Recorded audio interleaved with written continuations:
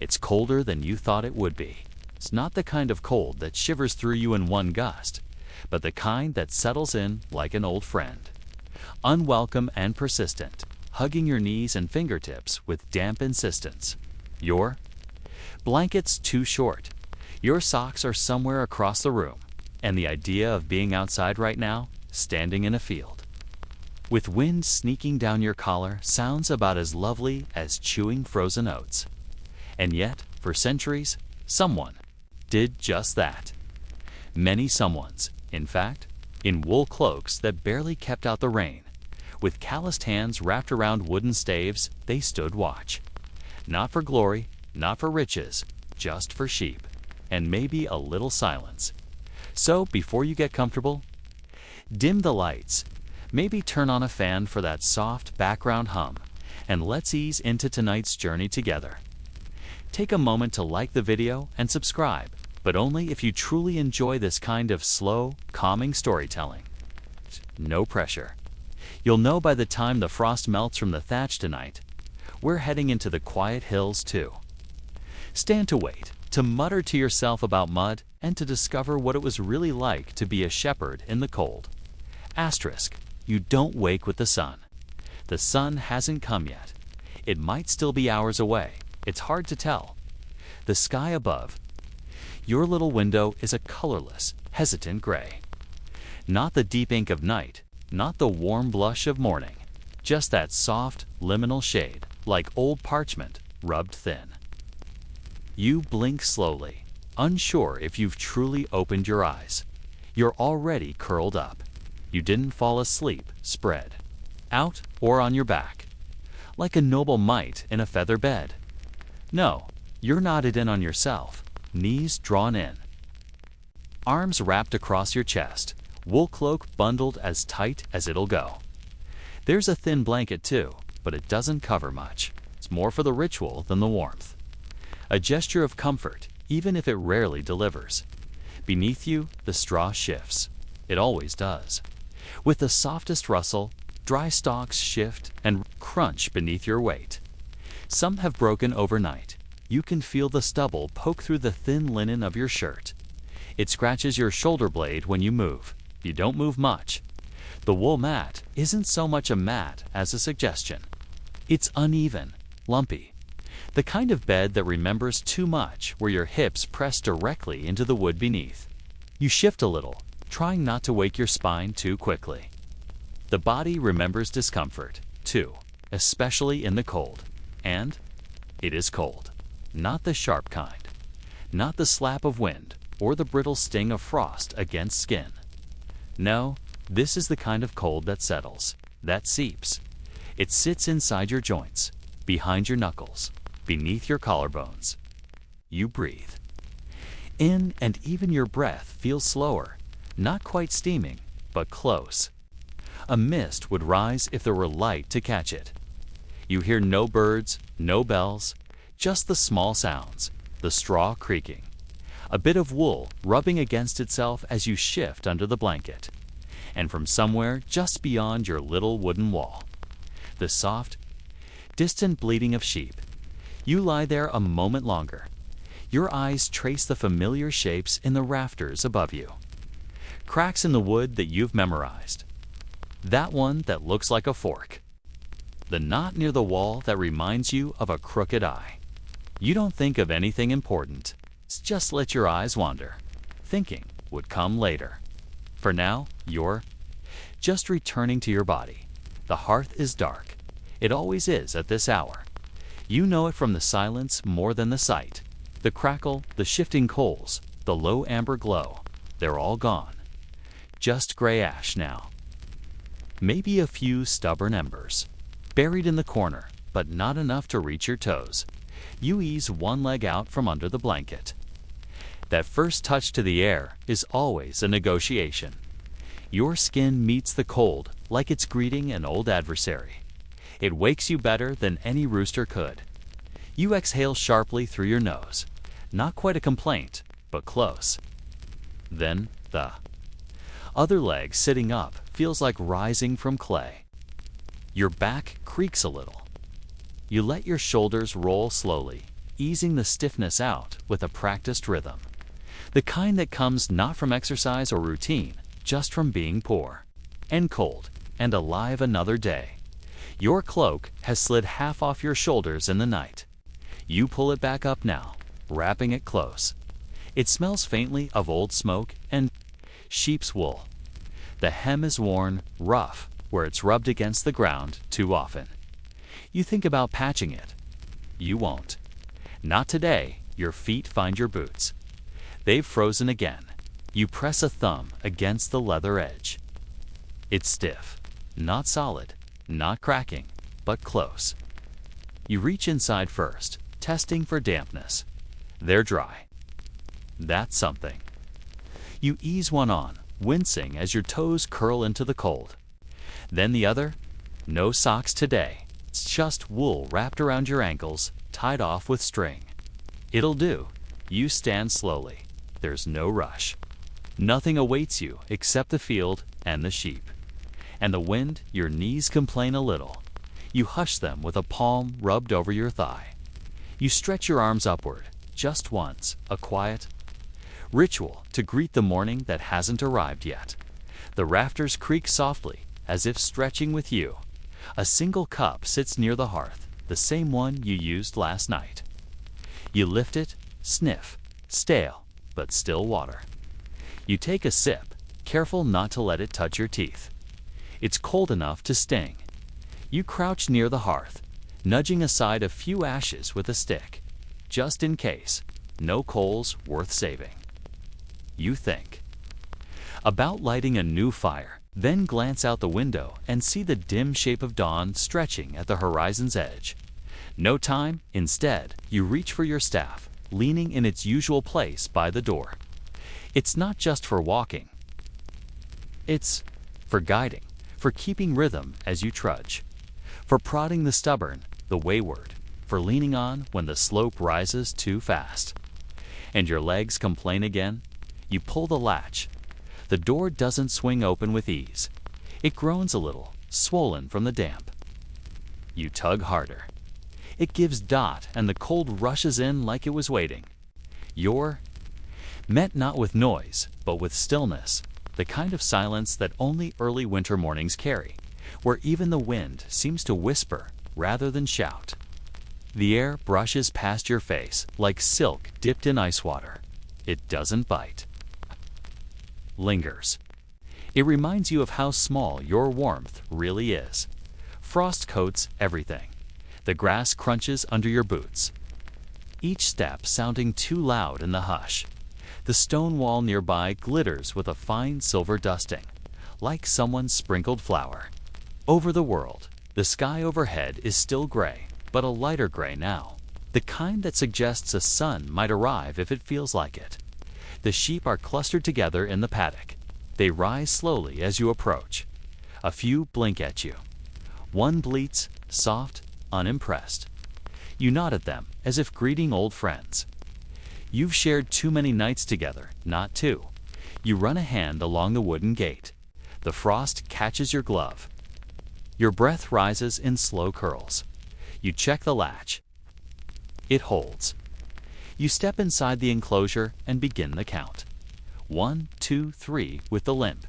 4 with the black nose. 5 that always looks at you like it knows something. You pause by the 6th. It's huddled near the wall, still resting. You crouch. Down, murmuring something that even you don't quite understand. Just sound. A softness in your voice. It lifts its head, unimpressed but alive. You smile. That's enough. There's work to do. You fetch the feed from the shed. The sack is heavier than it should be, or maybe you're just not quite awake yet. You drag it across the frost-covered earth, feeling each bump and root beneath your boots. A few chickens cluck from somewhere nearby, muffled in the straw. You ignore them. The feed is coarse, dry, musty. You pour it into the trough slowly. The sheep gather, munching with the slow rhythm of creatures who have no concept of urgency. Their breath rises in gentle clouds, each puff catching the morning light as it begins to filter through the low-hanging mist. You lean on your staff. Watch them eat. The world hasn't quite woken yet. The village in the valley below is still tucked under smoke and silence. No bells, no carts, no shouting. Just you and the sheep. And the dull ache of your shoulder that never really goes away. You chew a bit of dried bread from your pocket. It's hard, but familiar. It squeaks slightly against your teeth. A piece crumbles and falls into the frost. You don't pick it up. You stretch once more, cloak wrapped tight around your chest. The sun is trying now, barely, a weak glow at the edge of the hill. It doesn't warm you. Not really.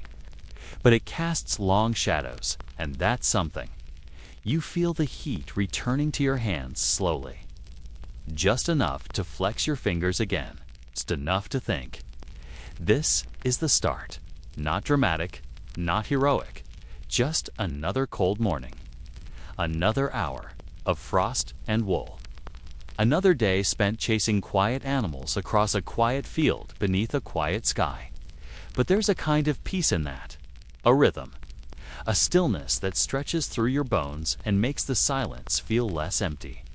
And as the sun rises, weak but steady, you take one last look at the sheep, now content, now fed, and you exhale. You do not smile. But you don't need to. You are awake. The world is cold, and you are still here. You don't dress quickly. There's no need to rush, and no comfort in hurrying. The cold has no intention of leaving just because you move faster. So you take your time, fingers stiff, breath slow, body still half curled from sleep. The first layer is always the worst. The undertunic, limp with last night's damp, hasn't dried. You hung it near the fire, not close enough to scorch, but close enough to smoke. Now it smells faintly of ash and wet wool. You slide it on anyway, inch by inch. The linen clings to your chest like it knows the morning's going to be hard. It's chill against your ribs, stubbornly damp along the hem, especially where it temp. Touch the floor while drying. It makes you inhale sharply. Not a gasp, just a bracing breath. The kind that stiffens your spine and quiets your thoughts. You flex your shoulders, then roll them back once. The tunic sticks slightly where your skin is dry. It doesn't feel like protection, not yet. Just something to separate you from the air. Next comes the first, wool layer. You lift it from the peg where it's been slouched since yesterday. Sleeves drooped. Collar limp, the entire garment smelling of sweat, smoke, and a touch of mutton. The weave is uneven, handspun, not quite coarse, but not soft either. You ease it over your arms and head, careful not to tug too hard. It scratches a little at the neck and settles around your middle like a tired embrace. It's warmer than the linen. That much is true, but not warm, just thicker.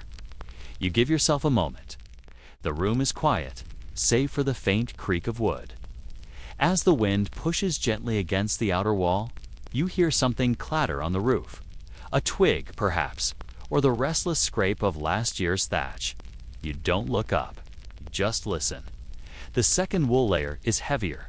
It's not always needed, but this morning, the way your breath curls in the air like smoke from a dying wick.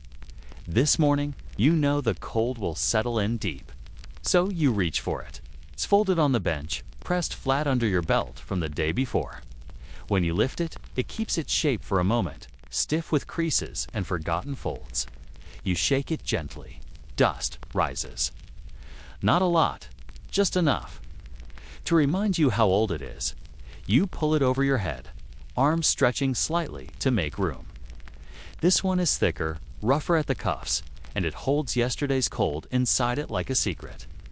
You feel it settle across your shoulders like a yoke, not painful, not heavy, just present. You tighten the belt. It's a long strip of woven cord, fraying at one end. You loop it once, then again, tugging it snug across your waist. The knot doesn't sit quite right. Oops, you ignore it. It'll hold for now. Cold finds the gaps. You've learned this no matter how many layers you pull on. It always finds a way through the wrist seams or between buttons left undone in haste. The base of your neck, the place just below the knees, is the underside of your arms. When you reach too far overhead, the wind searches like a curious cat, always nosing around for the parts you forgot to guard. So, you tend to the details. You reach for your scarf, a strip of woven wool, faded blue-gray. There's a patch where it unraveled last winter, just under the chin. You meant to fix it. You didn't. You fold it twice, loop it around, and tuck the ends into your tunic. Your breath now hits the wool and warms it slightly. It smells like old sheep, like smoke, like you. Then, the gloves. There, not a pair. Not truly. One is darker, patched at the palm with mismatched thread. The other has a small hole near the knuckle that you always mean to stitch. You pull them on anyway, pressing your fingers in, flexing once, twice. The wool hugs your hands, but doesn't fully chase away the cold. It's like putting your fingers in a woolly memory of warmth. And finally, the cloak. It hangs on a wooden peg by the door. Always there, always waiting. You lift it carefully. It's heavier than anything else you wear. Not because of thickness, but because of the water it always seems to carry. The damp never leaves it. Even on dry days, it feels as if it's been soaking in fog. It sags across your arms like wet laundry. You flip it over your shoulders, letting it fall into place with a practiced shrug. It settles down your back, across your chest, over your belt. The hood, when up, scratches your ears, but when down, it lets the wind whisper through. You tug it up anyway, folding it slightly at the brow. It smells not bad, just strong. A mix of old smoke, sheep grease, and earth. You've worn it for too many mornings like this. It's grown to know your shape. It drapes where your shoulders lean. It pulls where your waist curves. The edges are frayed from fences and brambles. One side is darker from where you leaned. Against the same tree too often, you reach inside and find the familiar lump, the corner of a stale crust you forgot to eat. You consider it, then leave it. It's not breakfast time yet. The wind presses against the door, not loud, just steady, like a hand against your back, urging you out. You don't step out just yet. Instead, you wait. You're dressed now. Wrapped in cloth and wool, tied and belted and layered, but you're still cold, still standing inside a space that's more chill than shelter. You let your eyes drift across the room. There's a bowl on the table, crusted at the edges, unwashed, from yesterday. You'll tend to it later. A bit of water in a wooden cup, too shallow for a drink, too much to ignore. The coals on the hearth remain gray, sleeping in their bed of ash. You poke them once with a stick. They don't respond. A small tin hangs. Near the lintel, a gift once from someone who passed through. You never use it. It reflects your face faintly, just enough to remind you that you are still there. You roll your shoulders once more. Your cloak shifts with you. The scarf tugs slightly at your throat. The second tunic pulls at your elbows. These aren't clothes, they're armor. Not against enemies. Not against war. Just against a morning that doesn't love you. You reach for your staff. The same staff you've carried since the year you first watched over sheep on your own. It's smooth where your hands hold it, knotted at the top, slightly chipped at the base. You lean on it once, feeling its weight, remembering how many hills you've crossed with it in hand.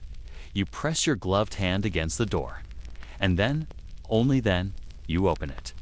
The air greets you like a relative you didn't want to see. Familiar, cold, insistent. It moves around you, through you, under your cloak and down your sleeves. It finds the seams, as it always does. You tighten your belt, adjust the scarf. Pull your gloves down farther. The wind laughs. Your boots crunch across the ground, frost-covered earth giving way beneath each step.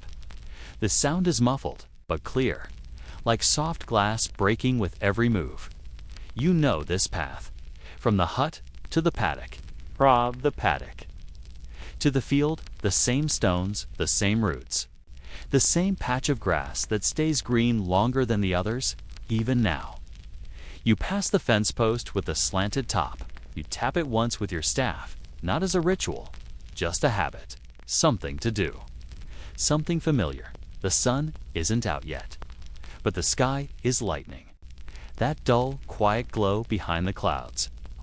Not gold, not pink, just pale, cold as milk left too long. The clouds stretch thin across the sky like torn cloth. The wind carries the scent of distant wood smoke from a chimney you cannot see. You pull the cloak tighter. It doesn't help, but it gives you something to do. You begin to move faster. Not to warm up, that rarely works, but to keep your limbs from forgetting how. You swing the staff gently with each step, not dragging it, letting it mark time beside you. The sheep are waiting. They don't call. They don't pace. They simply stand, curled together like one breathing woolen mass. A few lift their heads as you approach. One bleats. The rest blink slowly. You rest your hand on the gate and feel the chills sink into your glove.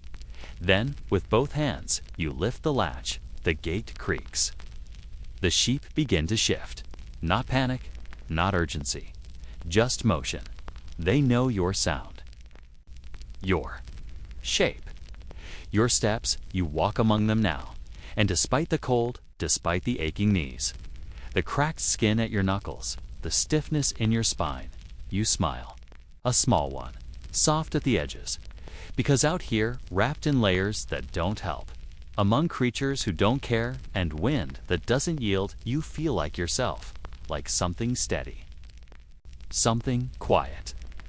Something ancient, and for now, that is enough. There's something quiet about hunger in the cold. It doesn't announce itself the way hunger does in the summer, with a growl or a sharp edge.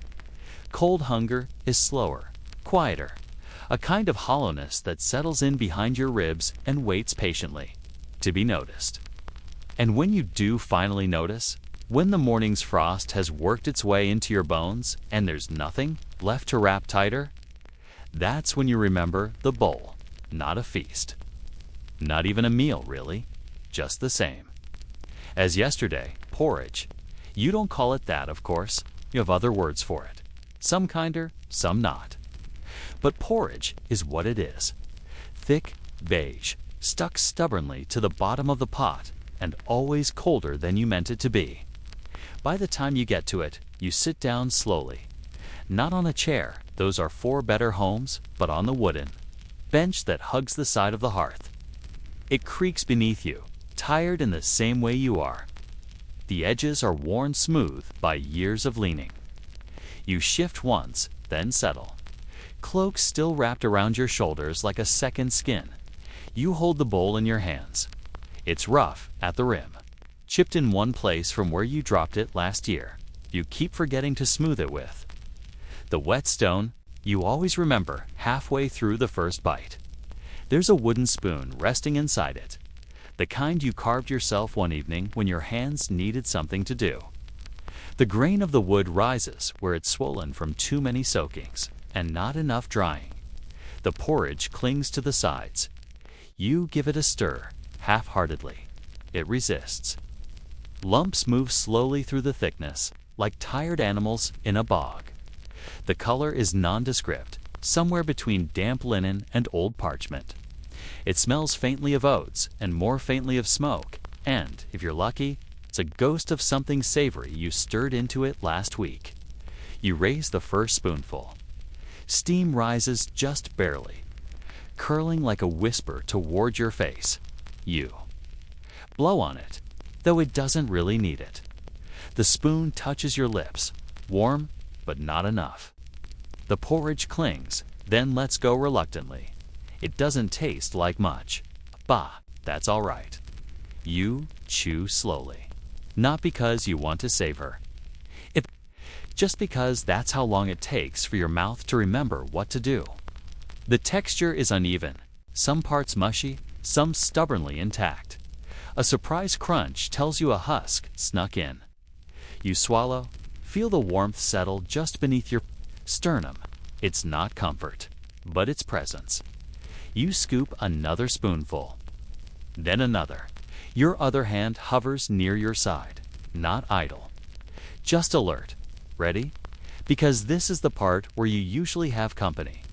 It starts with a sound, a soft snort, then a muffled bleat, then a nudge against the outer wall. It's not urgent, not even aggressive, just familiar, persistent. A kind of clumsy knocking that says, "I'm here, I've smelled something, and I'd very much like to investigate."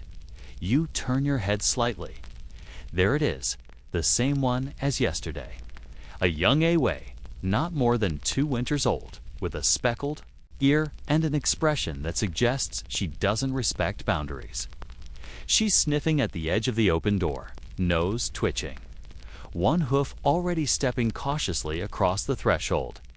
You sigh, not out of annoyance, just habit. You raise your hand gently. No shouting, no pushing, just a light gesture, a sort of mutual understanding. Not now. Let me have this. She stares at you a moment longer, considering, and then backs up. Half a step. Enough to show goodwill, but not enough to suggest surrender. You return to your bowl. The porridge has cooled noticeably in the time it took to deal with her. It clings now more stubbornly to the spoon, and when you lift it, it brings half the bowl with it. You tap the spoon on the rim once, twice, and watch the rest slide reluctantly back down. There's a slice of cheese, too. It's thin, cracked. At the edges, more rind than center. But you saved it, wrapped it in a scrap of cloth, and tucked it inside your pocket the day before. You unfold it now, revealing a hard wedge that smells faintly sour and slightly comforting. You bite off. A corner. It crumbles just a little, then resists your teeth with a firmness that makes you work harder than you wanted to. You chew slowly, letting the flavors wake your mouth. Salt, smoke, something vaguely nutty. You follow it with a spoonful of porridge. They don't go together, but they both go down. You rest the bowl on your knee. There's a breeze now. It's not through the door, but through the thatch. You feel it tickle the back of your neck, slow and sneaky, like a child playing a prank. You pull your scarf up higher. The porridge shifts in your bowl. A bit slides over the edge and lands on your glove. You sigh again. That makes 3 times. Already, and it's not even fully light out. Outside, the field is quiet. It's a kind of quiet that listens back. You hear a distant bleat, high-pitched, almost questioning. Probably a lamb. Probably the same one who's always confused, you know? Its voice now. It calls out every morning around this time, as if surprised by the cold or the emptiness, or the fact that you haven't appeared to feed it yet. You don't respond. It will call again. Your spoon scrapes the bottom of the bowl. A familiar sound. Wood against clay, muffled and grainy. It's not a clean scrape. The porridge sticks in ridges and swirls, like a map drawn in oatmeal. You consider licking the spoon. Then don't. Instead, you rest it gently inside the bowl and set both beside you. Your stomach is no longer empty, but it isn't full, just settled. Quiet. The cheese wedge is mostly gone. A corner remains hidden under the fold of cloth. You tuck it away for later, for the kind of moment that calls for small comforts. There are many of those in a shepherd's day. The Away is back. You glance over. She's inside now, fully committed. Head bent low, sniffing the edge of the bench. You reach over, gently tap her nose with 2 fingers. She blinks, unbothered, then turns and walks out as if it was her idea all along. You wipe the spoon on a bit of cloth. Not quite clean, not quite dirty. Just enough. You rub the rim of the bowl with your sleeve, brushing off the dried edges. You'll soak it later, if you remember. If the water in the bucket hasn't frozen solid again, You glance at the bucket near the hearth. Still slush. That's good. You take the spoon, dip it in, swish it gently. It's not enough to clean it, but it's enough to say you tried. You set the bowl on the shelf. The spoon goes back in the jar, the one with the crack near the base, that you keep turning to the wall so you don't have to see it. You rise slowly. Your knees creak. Your ankles complain. Your hands adjust the scarf again. Us moments have rhythm now. Small, careful, deliberate. You walk to the door, peek outside. The light is brighter now. Not warm, not yet, but present. The frost glistens. The sheep shift. The lamb bleats again. A second voice joins it, a deeper one, less concerned. The day is beginning, whether you're ready or not. You step outside, your breath fogs before you. The wind curls around your shoulders, and somewhere behind you, the empty bowl sits quietly on the shelf, holding the memory of a breakfast that wasn't quite enough, but still something.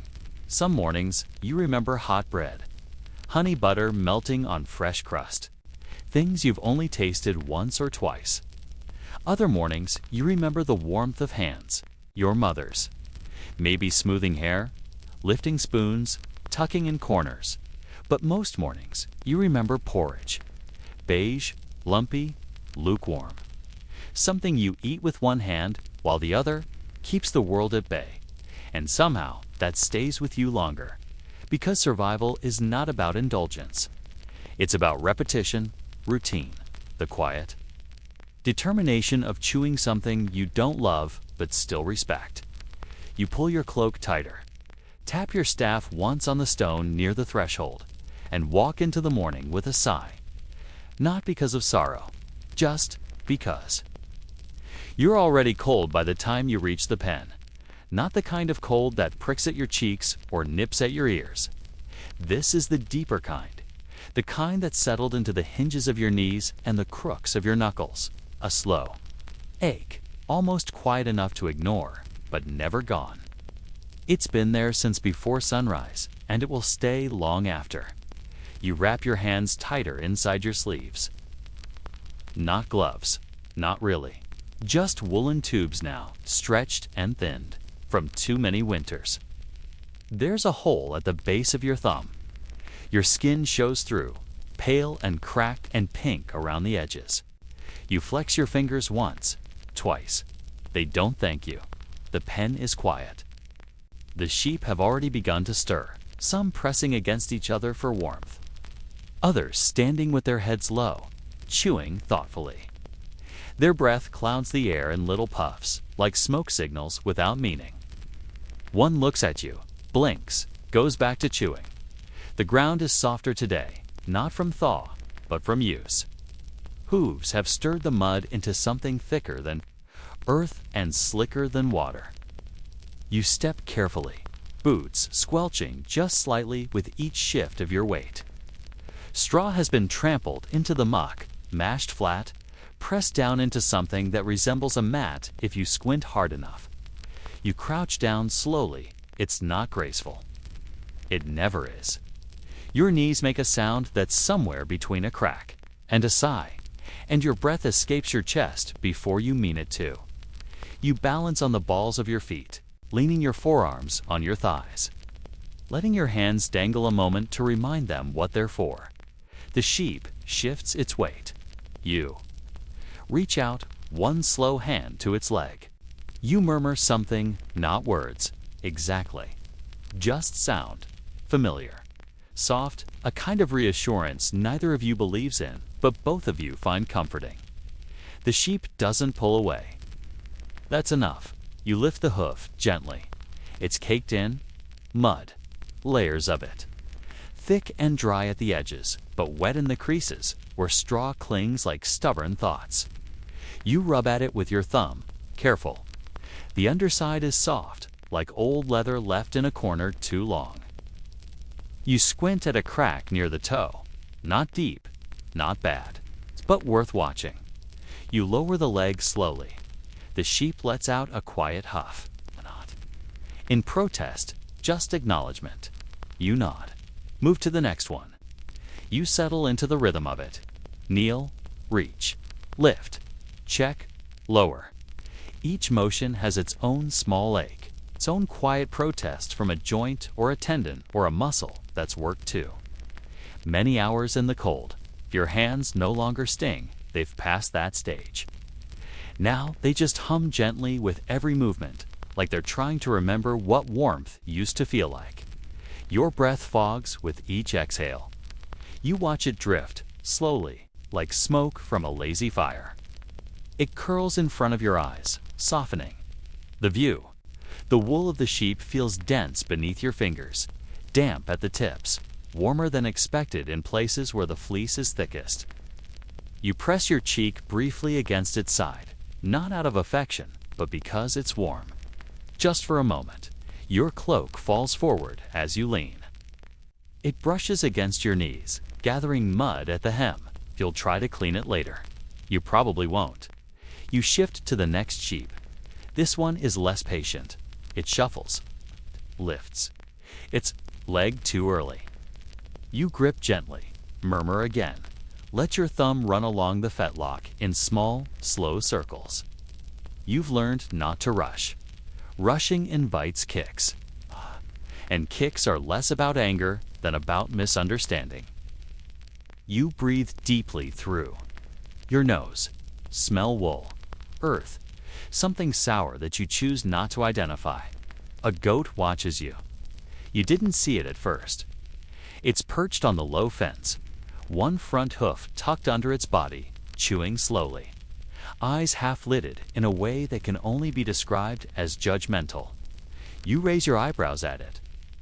It blinks, continues chewing. You turn back to your work. A pebble lodged between two hooves. A patch of raw skin near the heel. A strand of bramble. Caught in a tuft of fleece. None of them dangerous. None of them urgent, but all worth knowing.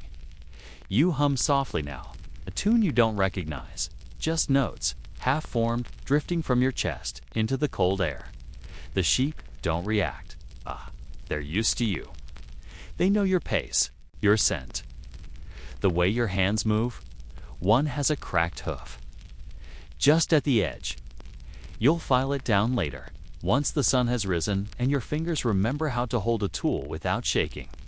You tuck your hands back into your sleeves between each sheep, pressing your palms into your armpits or against your ribs for a sliver. Of warmth, it doesn't last, but it helps. A little, the damp is the hardest part. Not the cold, not really. You've learned how to carry that, but the damp gets in. Sits behind your knuckles, beneath your nails. In the folds of your fingers, the mud gets under your nails too. No matter how careful you are, you'll notice it later while eating. It'll flake into your bread if you're not watching. You finish with the last sheep. Stand slowly, your knees. Resist again, you stretch your back. The goat is still watching. You nod once. It doesn't nod back. There's a small wooden box near the corner of the fence. You crouch beside it now, lifting the lid with stiff fingers. Inside, a dull hoof knife, a bit of cloth, a tin with salve that smells faintly of vinegar and old. Herbs, you pull the knife out first. It's not sharp. You keep meaning to find a better one. But there's something comforting about its dullness. It forces you to move slowly. Carefully, you scrape at a bit of compacted dirt on a hoof that's been bothering one of the older ewes. She stands still. Bless her, barely flinches. The mud falls away in small curls. Each scrape has a sound. Not loud, just dry, like paper being torn very slowly. You pause now and then to warm your fingers. Blow on them. Wiggle them.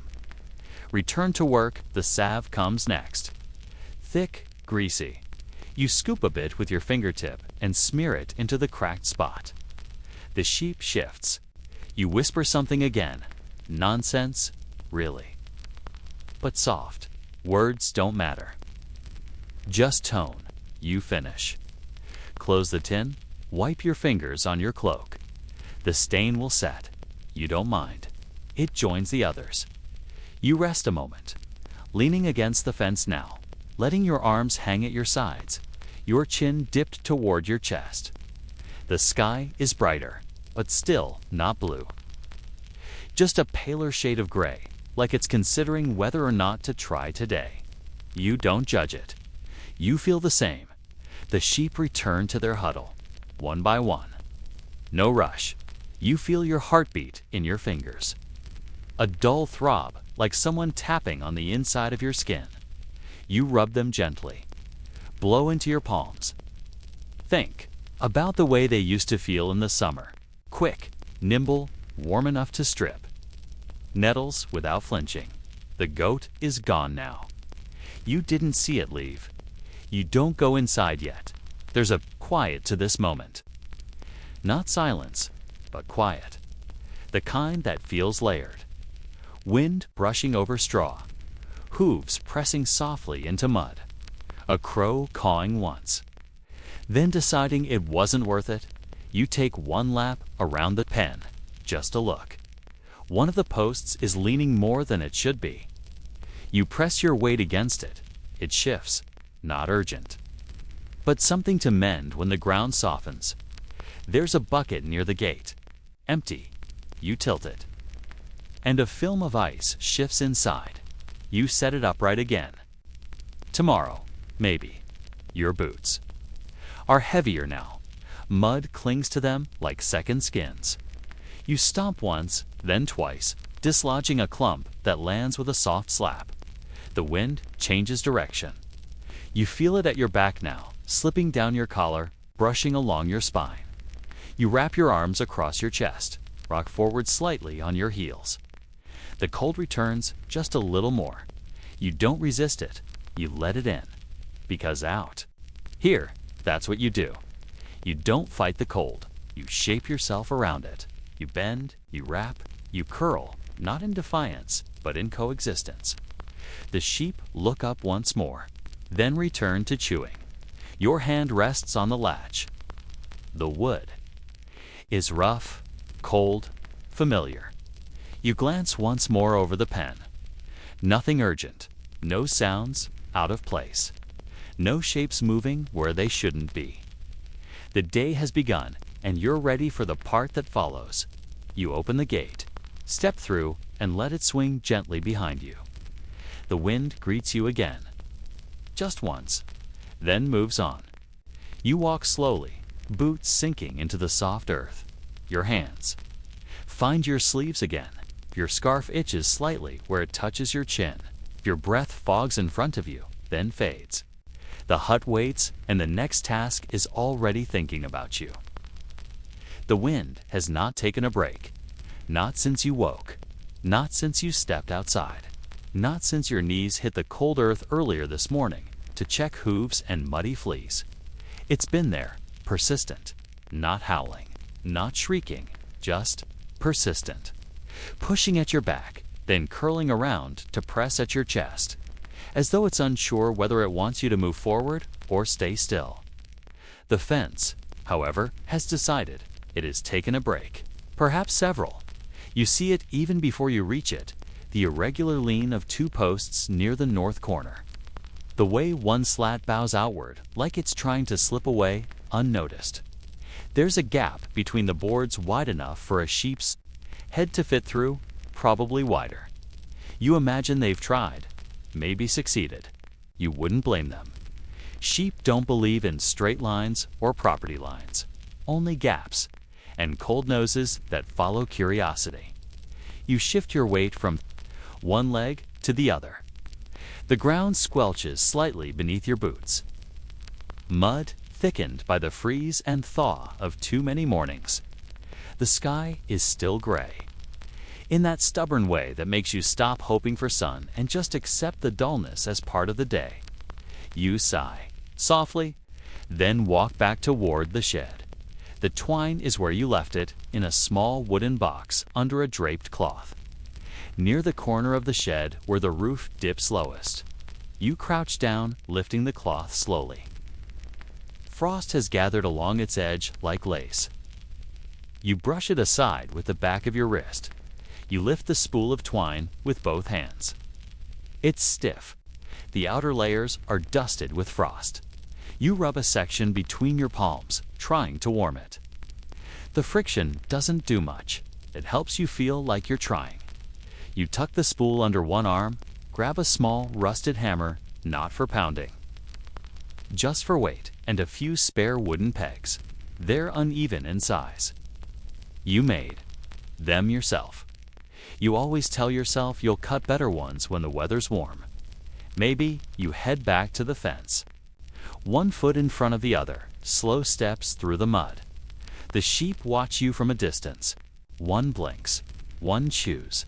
Another lifts its head, considers wandering after you, then seems to change its mind. That's fine. You're not in the mood. For company, the first post you reach has given up in a very particular way. It's not fallen, not broken, just tilted. A gentle slope, like it's tired of standing completely upright after all these years. You press your hand against it. It wobbles, not quite loose, but not holding tight. You plant your feet shoulder-width apart. The mud holds them with a slow suction.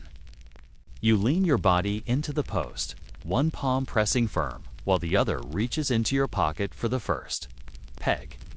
You drive it into the earth at an angle, your fingers shaking slightly as they fumble for the hammer. You don't hit hard. Just enough. The peg sinks with a soft, muffled thud. Not satisfying, but sufficient. You wind the twine next, not cleanly, not elegantly, around the post, around the peg, around again.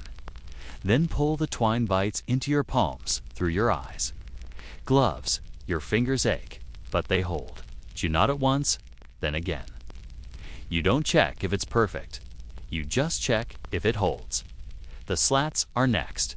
One sags away from the beam, a gap showing where the nail once held it firm. You press it back slowly. The wood creaks in protest. It sounds like someone sighing. Through their teeth, you smile faintly, the kind of smile that doesn't reach your eyes, just lifts the corners of your mouth in recognition. You and the wood are both tired of bending. You tie another loop of twine. Pull tight. The slat shifts slightly, but stays in place. You test it with a nudge. It holds. For now, another slat is cracked along the middle. Not split entirely, just weakened by time and rain and a few too many curious hoofs. You touch the crack, run your fingers along it gently, as if it's a wound. You know it'll break fully soon. Maybe not today, but soon. You don't replace it. You just bind it. Twine. Loops, not too tight. You knot the ends. Tug gently. Check your work. It wobbles. But again, it holds. The fence isn't pretty. It never was, but it stands. Just like you, by the third corner, your fingers have gone stiff. Not the painful kind of stiff. Just quiet. As though they've stopped trying. You rub them together. Again, blow hot air through the wool. Shake them loosely at your sides. You press them into the pocket of your tunic. Try to squeeze warmth from your belly. It doesn't help much, but you keep going. One hand winds twine, while the other pins the ends. The fibers catch on the rough skin of your fingertips. Your nails are uneven. One is split slightly, the edge dark with mud. You feel it every time the twine drags across it. You grunt once, softly, not in frustration. Just acknowledgement. The wind shifts again. You feel it tug at your hood, sneak down your collar. It smells like snow. Not fresh snow, old snow, half melted. Heavy with memory. You blink into the wind, then return to your work. Another knot. Another loop. Another pull. Your thumb slips once on the peg. The twine bites back. You don't bleed, but the sting is sharp and short-lived. You press your hand to your cloak, hold still, wait for the sensation to fade. It does, like everything. Else, from the corner of your eye, you see motion, A-way ears twitching. Steps through the not quite closed gate behind you. Slowly, not bold, not frightened. Just curious. She takes 3 steps, sniffs the air, pauses. You glance at her. She glances back. You don't speak. You just tilt your head. She takes another step, sniffs at a clump of grass. You set your tools down gently. No sudden movement. Number. Chasing. You walk slowly, carefully, not at her, just toward. She watches you, chews once, turns back. You grunt. It's not a command, just a shared language of resignation. She walks back through the gate like she meant to all along. You close it behind her, lifting the latch with a click that feels more satisfying than any knot. You've tied all morning. You still don't know who won. The work is done, not finished. Never finished, but done for now. The fence stands, crooked in places, patched in others. You step back, lean against a nearby post, let your shoulders sag. Your breath comes slow now, heavier than before, fogging the air with every exhale. You look at your hands. The gloves are frayed at the fingers, the wool dark with wetness. Bits of twine cling to the threads. You peel them off gently, flick them. Aside, your nails are rimmed with grime. Your skin beneath is red, ridged, raw where the seams pressed too hard. You blow into your palms. Press them together. Hold them like that. The wind moves through the field again, softer now, like it's grown tired too. The sheep are quiet, no wandering, no complaints. It's just soft movements, the kind that barely register in the world. A step, a breath, a huff. You hear one shift against another. Hear the gentle thump of a body leaning against a board you just tightened. You nod, not to them, to yourself, to the post. To the field, you gather your tools slowly. Coil the leftover twine. Tuck it back into your pouch. Wipe the mud from the handle of your hammer before slipping it beneath your cloak. You pat the gate, once an old habit, like thanking a door for letting you through. You don't rush the return. You walk slow. The cold has reached your thighs now, stiffening the way your legs move. You let them. You don't force speed, just movement. The mud clings to your boots. Again, not much, just enough to remind you that the ground is still soft, still changing beneath you. The wind picks up for one last push. It catches your scarf and lifts it like a flag. You tuck it back down, glove pressed against your chin. The wool brushes your lips. Damp, coarse, familiar. You hide your hands again, inside sleeves, against ribs. Underarms, wherever there is warmth, you go. The sky stays gray. The sheep stay still. The wind doesn't ask questions, and you walk home slow, tired but held together by knots that don't look like much but hold. The wind is quieter now, not still, exactly, just slower, less insistent. It moves across the field like someone pacing with their hands behind their back. Not hurrying, not loud, just there, whispering softly across the grass, weaving between. Woolly backs and frost-covered stones. It has nothing urgent to say, but it says it anyway. And you listen, you always do. There's a kind of listening that doesn't expect to find anything. It's not searching, not alert, just present. That's the kind of listening you've learned out here. With sheep for company and mud for a seat, you hear things you wouldn't notice in a busier life. You hear the weight of stillness. You sit. Down, finally, at the edge of the field, against the only tree, a gnarled old thing with bark that flakes like pastry and limbs that lean too far to one side. It doesn't give much shelter, but it marks the corner of your world. A place to pause, a place to look out and breathe. You press your back to the trunk.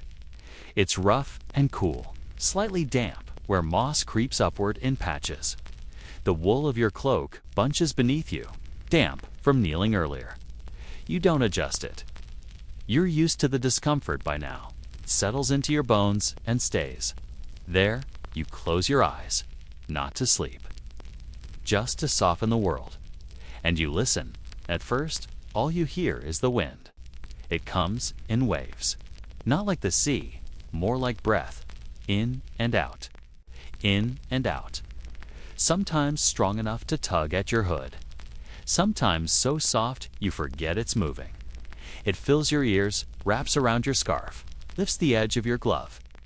Then the wool, the sheep move in clusters, never quickly, never cleanly. They shuffle, they rustle, they sigh. You hear fleece dragging softly against fleece. Hooves shift in the frozen dirt. One snorts, another sneezes. A few chew. It's a symphony of smallness. You open your eyes again. A bit of frost drips from the end of a bent branch above your head. It hits the grass with the faintest tick. You glance up, see another drop forming.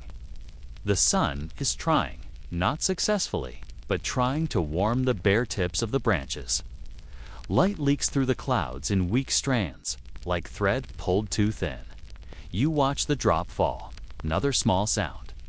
You don't speak? There's no need.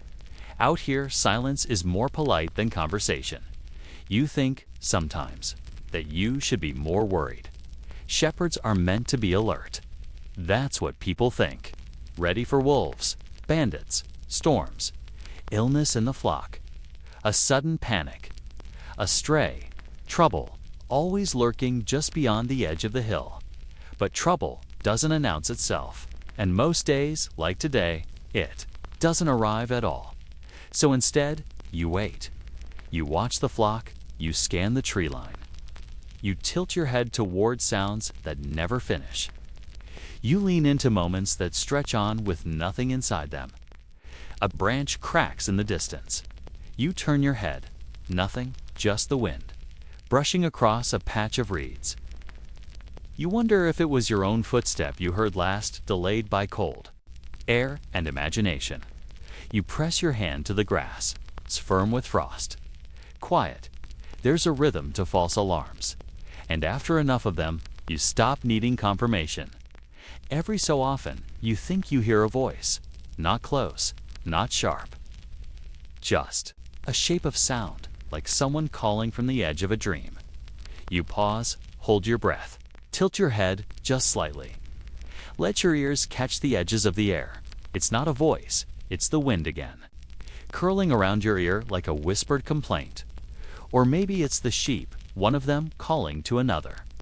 Maybe it's a bird, wings slicing through the grayness above, or the creak of a fence breathing in the cold. It could be anything or nothing. Your thoughts begin to drift, not to memories, not to plans, just drifting. The way a leaf drifts on water, spinning in place, caught in soft eddies. You think about the path that curves around the base of the hill, the one you never follow because there's no reason to, but sometimes you imagine it. Imagine where it goes. Where you'd go if the world asked something different of you, but the world hasn't asked, so you stay. And listen, there's comfort in the things that don't change. The way the wind sounds between the fence posts, the way the sheep always move, as if pulled by invisible thread, never in a straight line, never in a hurry. The way your breath feels as it leaves your nose sharp. Then fading the way the tree behind you creaks as it adjusts to your weight. These things don't need decisions, don't need solving. They just are, and that's enough. You shift slightly on the ground. The cold presses through your cloak. Your back complains softly. You stretch your legs out, toes brushing a bit of dry grass. You scratch a fleck of bark from your sleeve, roll it between your fingers, flakes apart, crumbles, disappears. Bird calls once, then flies away. You don't look up. You just let the sound pass through you.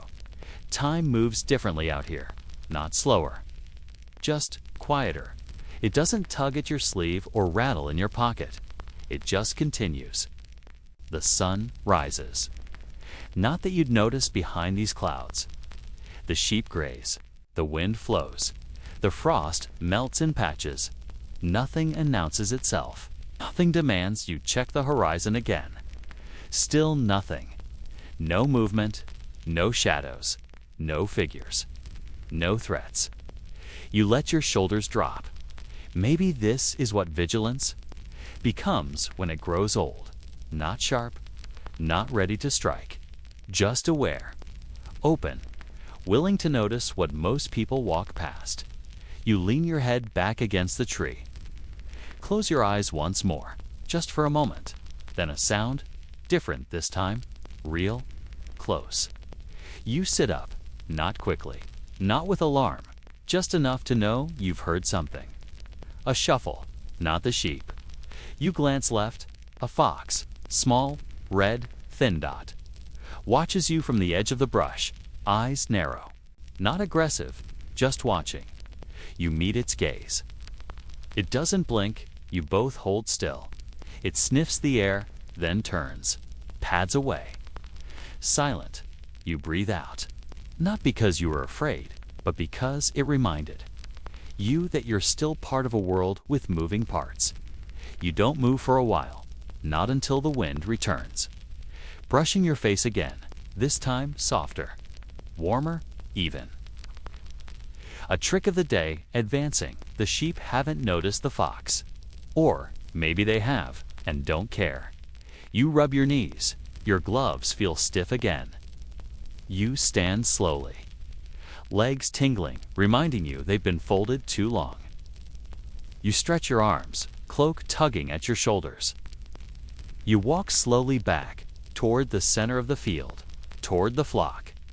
They part slightly as you arrive. Not out of fear, just habit. You sit on a stone this time, flatter and less damp than the ground. You listen again. You hear hooves in frost. You hear wool against wool. You hear the flap of your own cloak, caught briefly in a gust. You hear your heartbeat, faint and steady in your ears.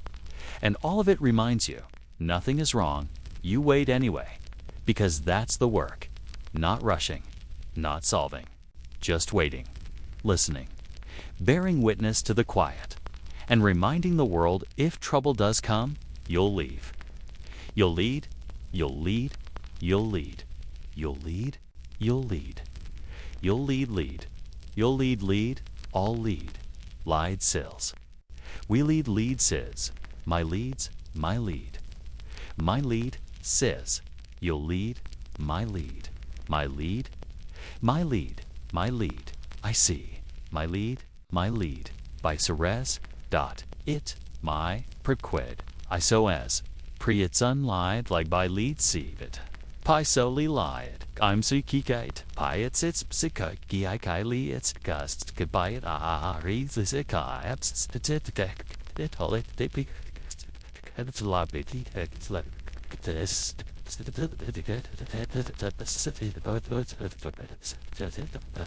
Be ready, not because you're strong, not because you're brave, but because you were here the whole time. You don't plan to light the candle, not at first. It's too early for night, too bright for fire, and too far from sleep to justify that small flicker of flame. But your hands ache in that quiet, patient way they always do by mid-afternoon.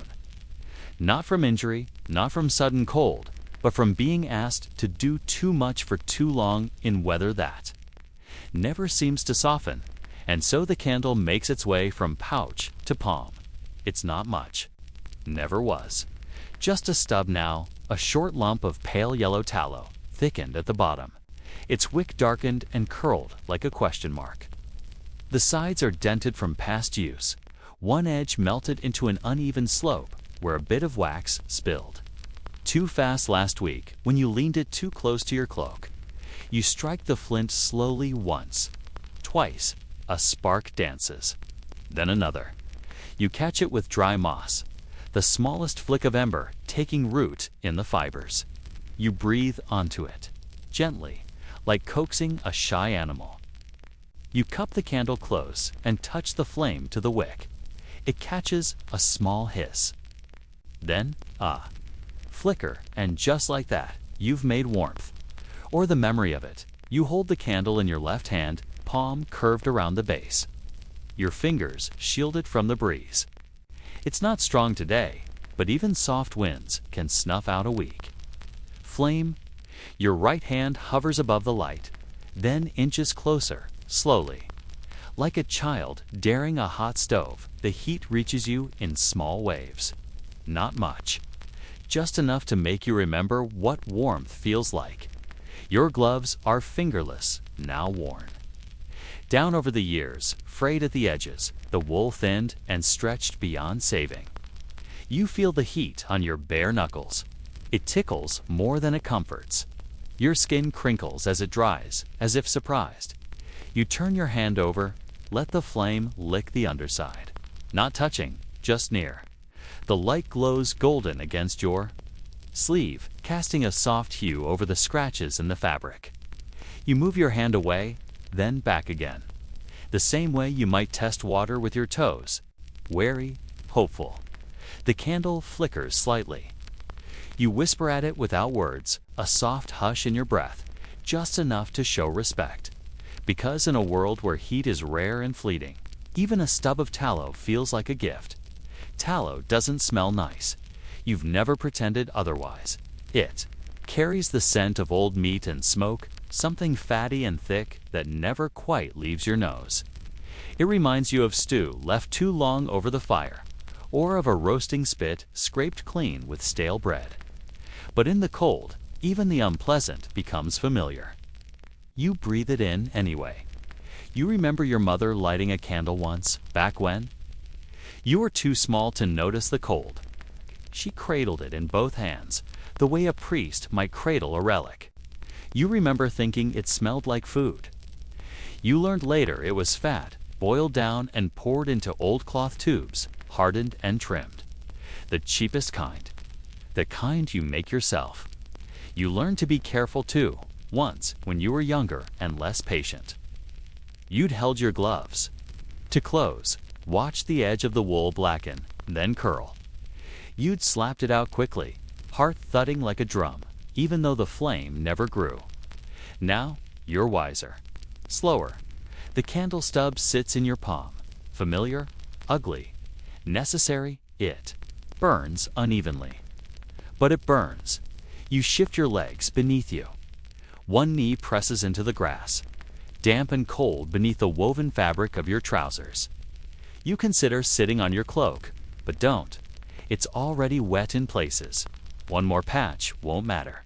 You hold the candle close to your lap now, where the breeze is weaker, where the wind hasn't found its path. The flame calms. A soft teardrop of light. Steady, your hands hover near. You imagine a hearth. Not a grand one, not stone and carved mantle and warm furs. Just a small one. A bowl of embers. A soft red glow. You imagine the way it would feel. To stretch your fingers toward it. The way the warmth would crawl up your arms and into your shoulders. The way the room would smell of wood smoke and wet wool steaming dry. You blink slowly, as if that image might appear when your eyes open again. It doesn't, but the candle remains, and that's enough for now. Your thoughts begin to loosen. That always happens with warmth, even the smallest bit.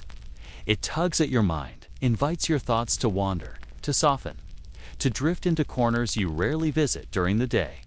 You think of evenings spent in the loft above the barn, when the wind howled, and you were too young to know if the beams would hold. You think of hands reaching out to pass you a cup, not tea. Just water, but warm from a pot left by the fire. You think of a song hummed by someone whose name you've forgotten, but whose tune never left. You breathe in, slow.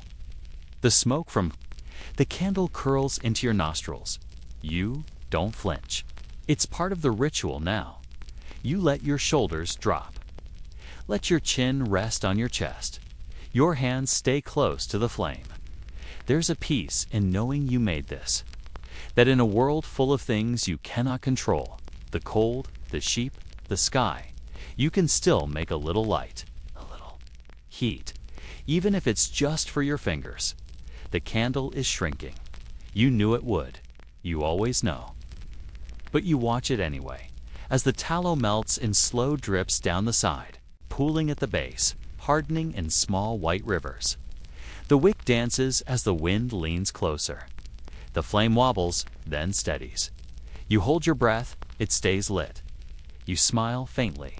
You glance up. The sky is softening now, not brightening, but changing. The gray has taken on a new tone, less like stone, more like ash. You can't see the sun, but you feel it preparing. The kind of light that arrives sideways, through mist. Through cold, you look back at the flame. It's smaller now. Your hands drift farther apart. Not in rejection, just resignation.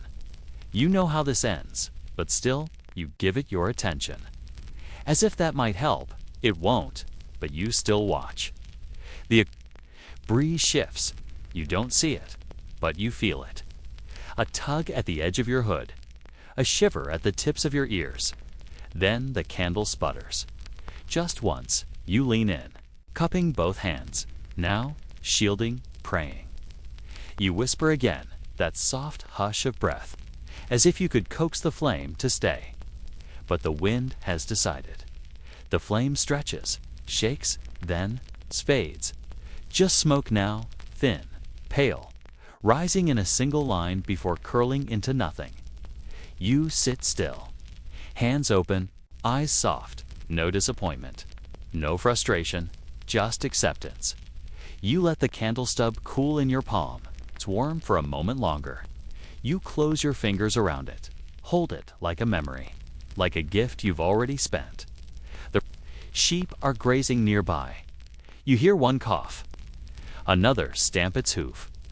The wind rustles the grass again, stronger now, no longer whispering. It has things to say.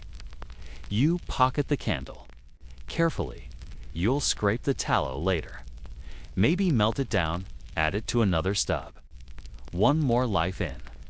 A long line of half-finished lights. You wipe your hands on your cloak. Stand slowly. Your knees crack, your back protests. The chill returns to your palms, seeping in at the edges first, then deeper. You stretch your arms. Roll your shoulders, breathe. The world continues, but for a brief moment, just a flicker of time, you had a flame. You had heat. You had something you made. And even though it's gone now, your fingers remember, and that's enough. You've stopped pretending they understand you. You used to. When you were younger, you'd crouch beside them, eyes level with woolly shoulders, and explain things, why the weather was bad, why the grass was thinner this winter, why that.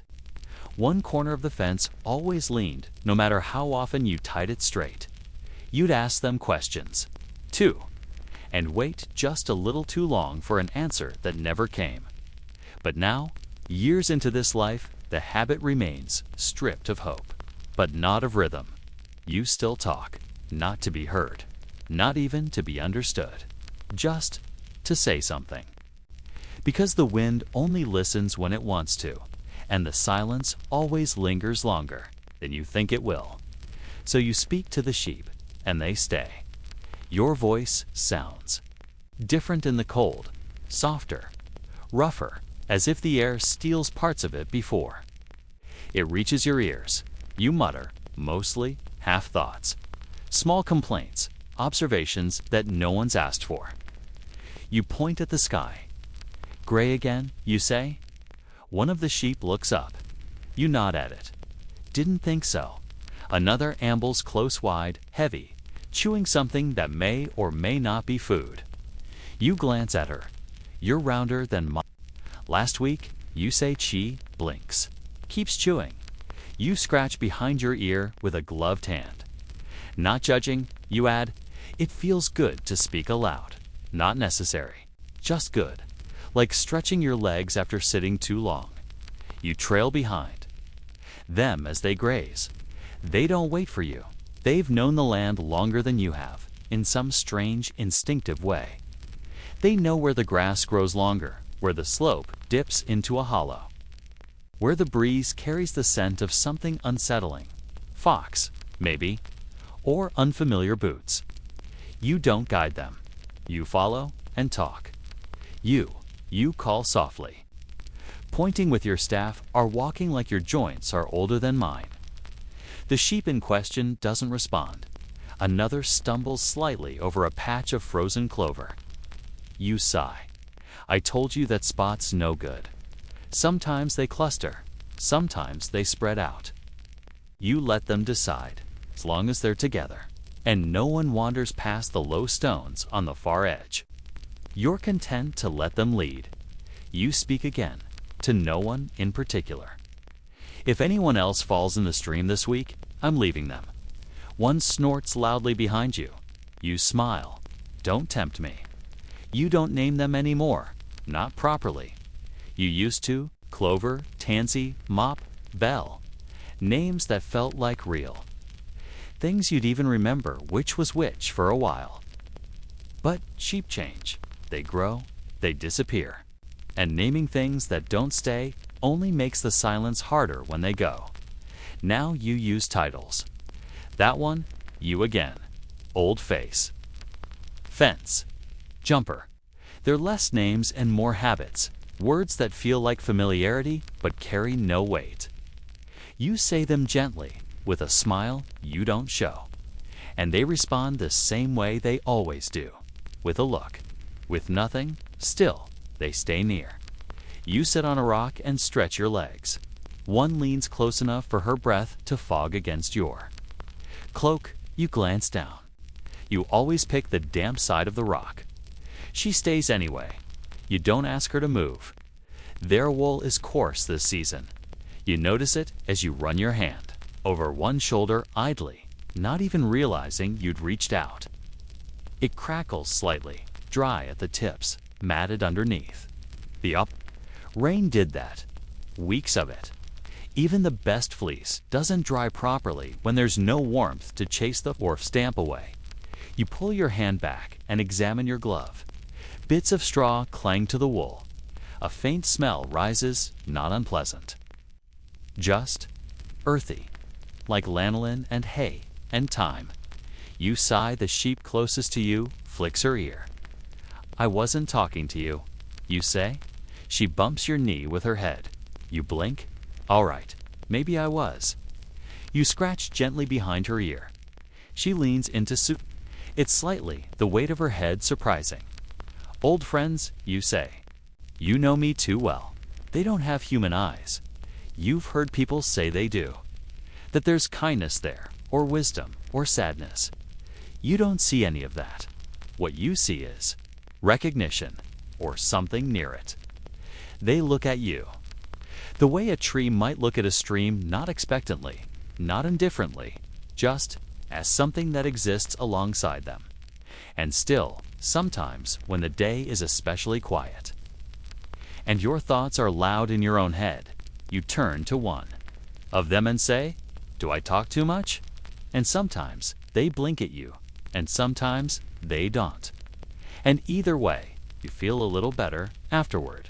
Today, your knees ache. You tell the sheep that. You point to the left one and mutter, "Feels like someone packed snow into it." One walks past, unbothered. You nod. Thanks for your concern. Another stands near your shoulder. She sniffs at your sleeve. You let her. Then she licks a bit of old wax clinging near the cuff from your candle this morning. You pull the sleeve back gently. No, not food. She considers this, then tries again. Persistent, you say, "I respect that." You lean your head against the fence post. Let your words fall out softly. Suppose if I disappeared one day, you'd forget me in a week. Number. One responds, 2 weeks, tops. I move a little closer. You exhale. Still, you're good listeners.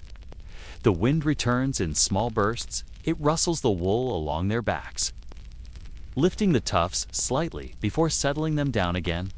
Like breath, you watch it happen, a field of soft motion, each sheep responding slightly differently, but still part of the same quiet dance. You pull your cloak tighter. The scarf rides up your chin. I don't know how you manage without cloaks, you murmur. Built different. The one closest to you shakes her head. Fleece fluffs. She steps back. A bit of dung clings to her tail. Dignity isn't your strong suit, you say. She ignores you. The wind shifts direction, carries a new smell. Distant chimney smoke. Maybe stew. You feel it in your stomach. The hollow place, you pretend, isn't hunger. Do me a favor, you say aloud. Remind me to eat this time. A bleat? You nod. Thank you. You laugh once, not loud. Just a quiet exhale with a smile in it. It surprises you. You'd forgotten how easy it can be to laugh when no one expects it from you. When the only ears nearby have never judged, never answered back. Never cared about punchlines or cleverness. Terrible audience. You say the sheep blinks slowly. You grin. Perfect company. The sky deepens in tone. Not darker, just heavier. The sheep begin to clump again, as they always do toward dusk. One by one.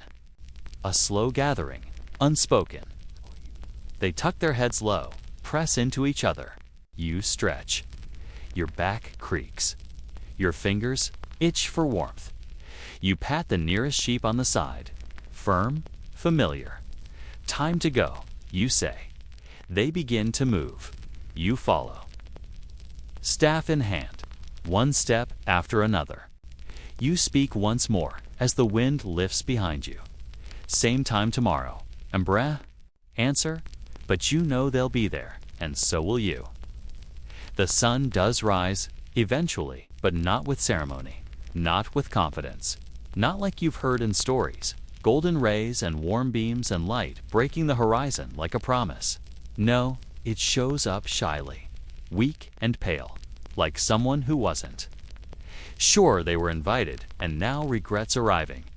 You see it before you feel it. The light comes first. Slipping over the hills in a soft gray yellow that doesn't warm the world, but at least gives it shape.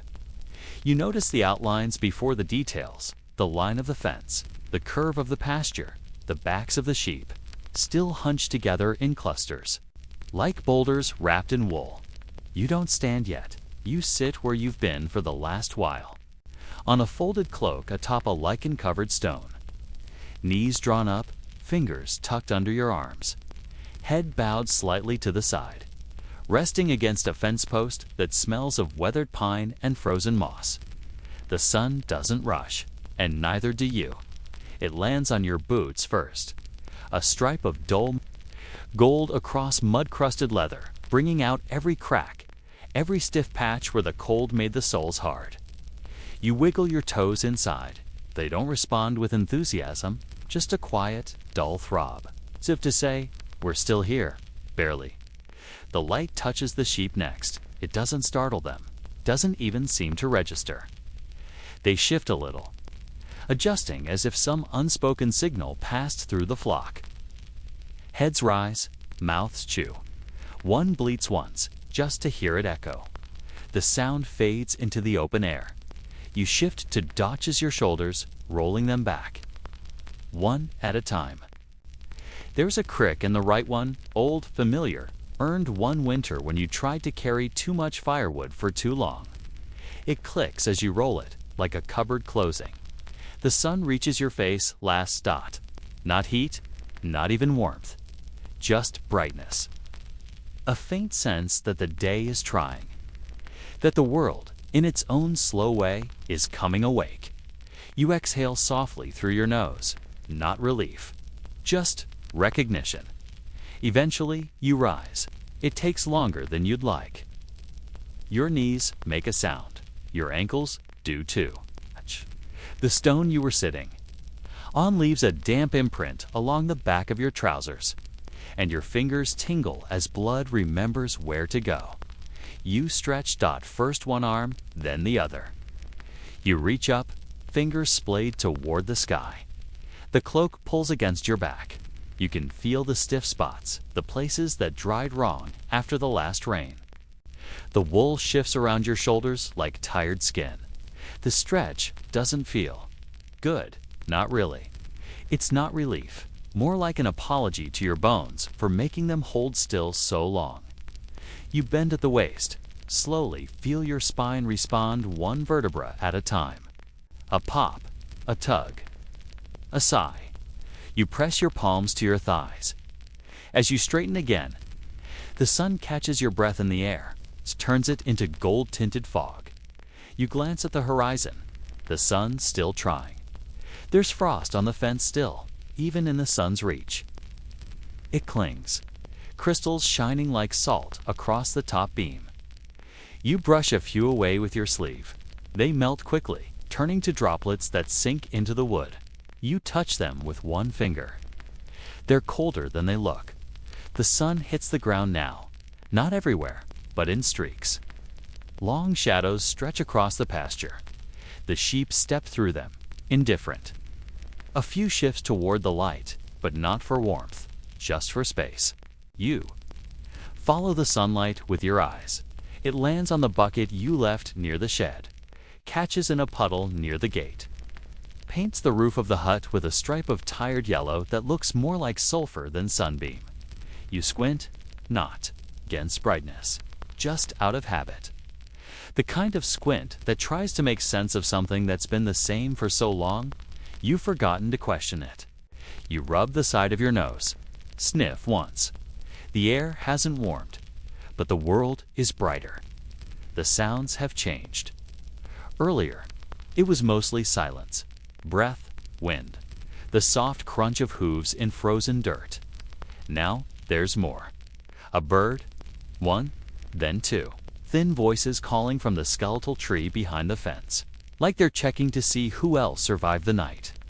One sheep coughs, a low, dry sound that seems to vibrate up from its belly. Another one stomps, sending up a tiny spray of frost that sparkles briefly, then vanishes. A hinge creaks in the distance. The hut door, maybe, or the wood bin.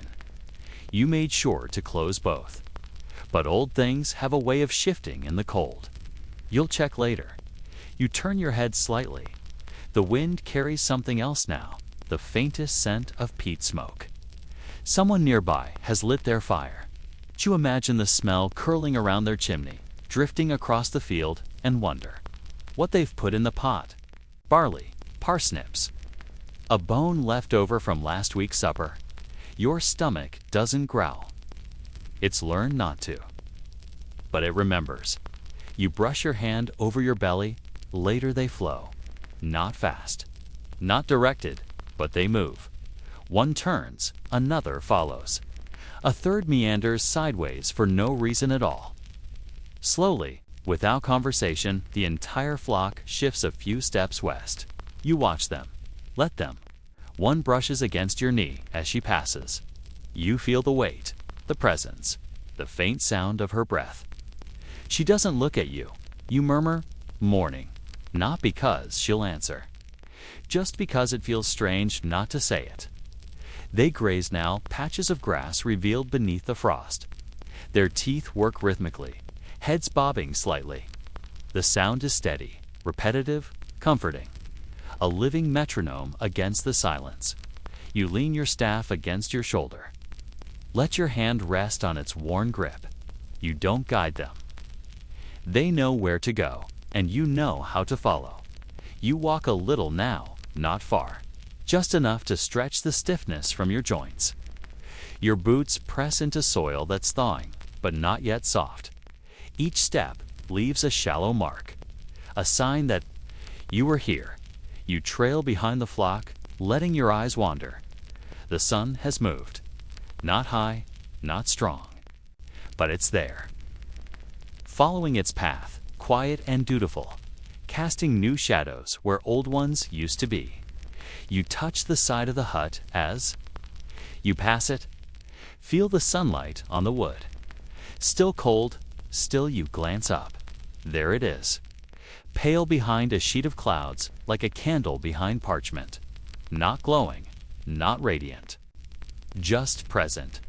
You nod, as if to say, "You're trying. I see that, and somehow that." feels enough. You stop where the sunlight is strongest, a small patch beside the stone trough, where the grass has browned but not died. You turn your body sideways, letting the light fall across your chest, your hip, your right hand. You hold that hand out, palm up. The warmth is barely there, but it is there. A thin layer of heat, more imagined than real. You let it settle against your skin.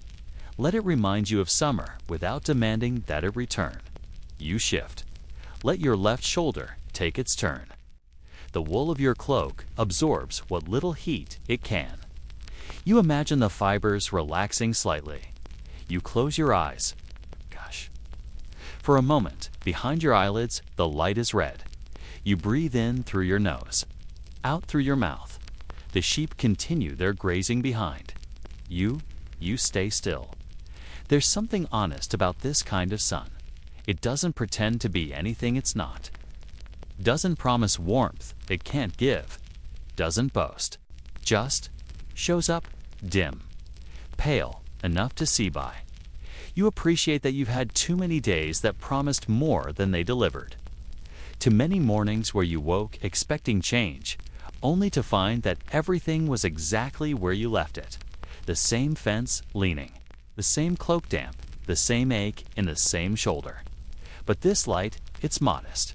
It knows its limits. It offers what it has, and for that you are quietly grateful. Eventually, the light shifts again. Longer shadows, brighter patches. A sense that the day has officially begun. Whether you're ready or not, you take one last look at the sun. It's climbed, yes, but not high, not strong, not glorious. Still, you stretch again. Roll your neck. Pick up your staff. Good try. You whisper, glancing skyward, and with your fingers warmed just enough, your breath steady, and your sheep still nearby. You walk into the brightness, not because it warms you, but because it leads the way. It's only gotten worse. The tear you'd noticed it the day before.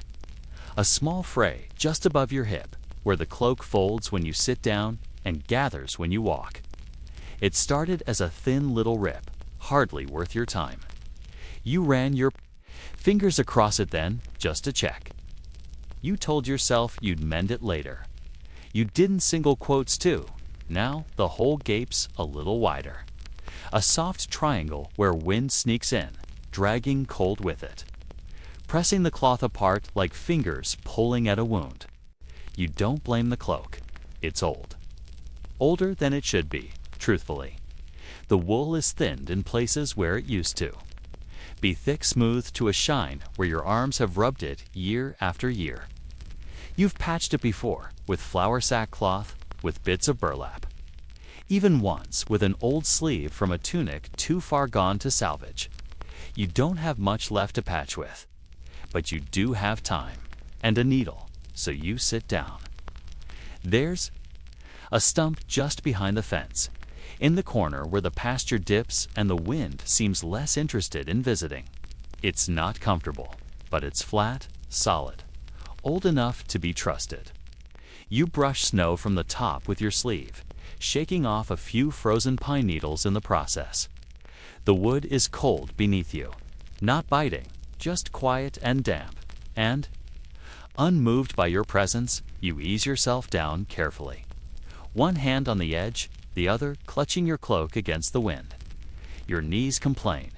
Your back gives a familiar pop. Your breath fogs in front of you in slow, pulsing clouds.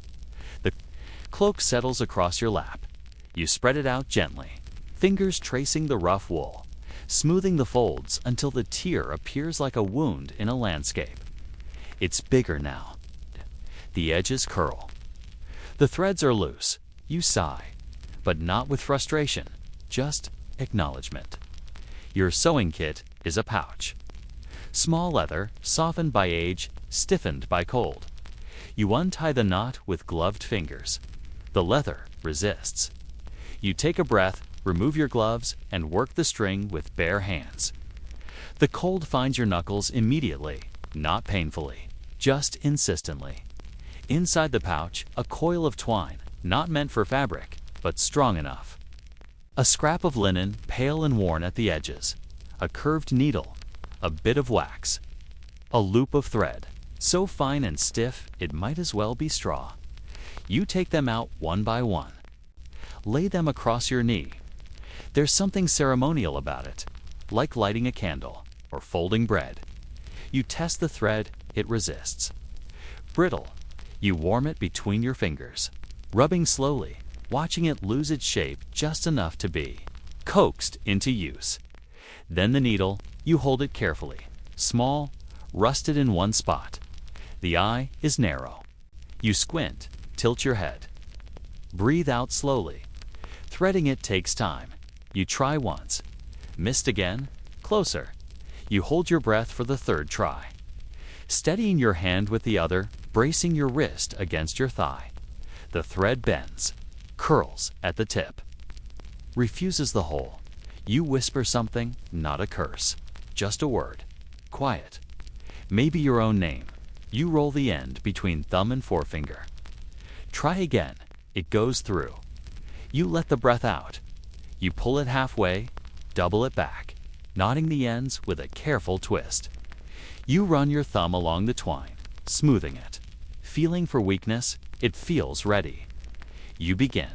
The cloth is dry now, mostly. The hole gapes quietly, waiting. You start at the edge, inward, over, under. The rhythm is slow. You hold the torn sides together gently, not forcing, just coaxing them into proximity. The thread pulls through. Snags, you pause. Unsnag it, keep going. The patch is small, a square of linen, thin and fraying. You line it behind the tier. A ghost of fabric meant to keep the cold from crawling through. Each stitch is an act of presence. You tug the thread. It bites the cloth. You feel the wind tug at your back. The needle trembles in your grip, metal cold against the pads of your fingers. One stitch, then another. You don't count. You just keep going. It happens halfway through. Not loudly, not dramatically, just a soft pull. A resistance, then release. The needle jerks forward. The thread falls slack.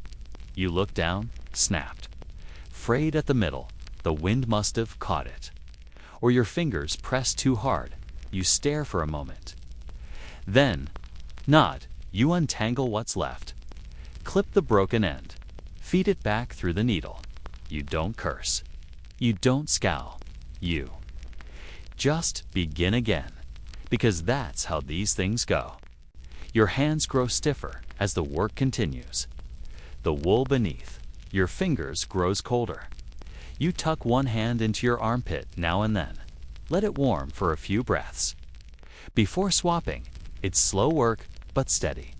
The patch holds the wind, dots. It comes in bursts, sneaking between your layers, tugging at your sleeves, pulling at the linen like it's trying to undo your work. You narrow your eyes. You lean. Closer, you hold the edges tight and whisper, "Not today." The wind doesn't answer. You finish the stitch. It's not pretty. The stitches are uneven. The thread shows too much. The linen doesn't match.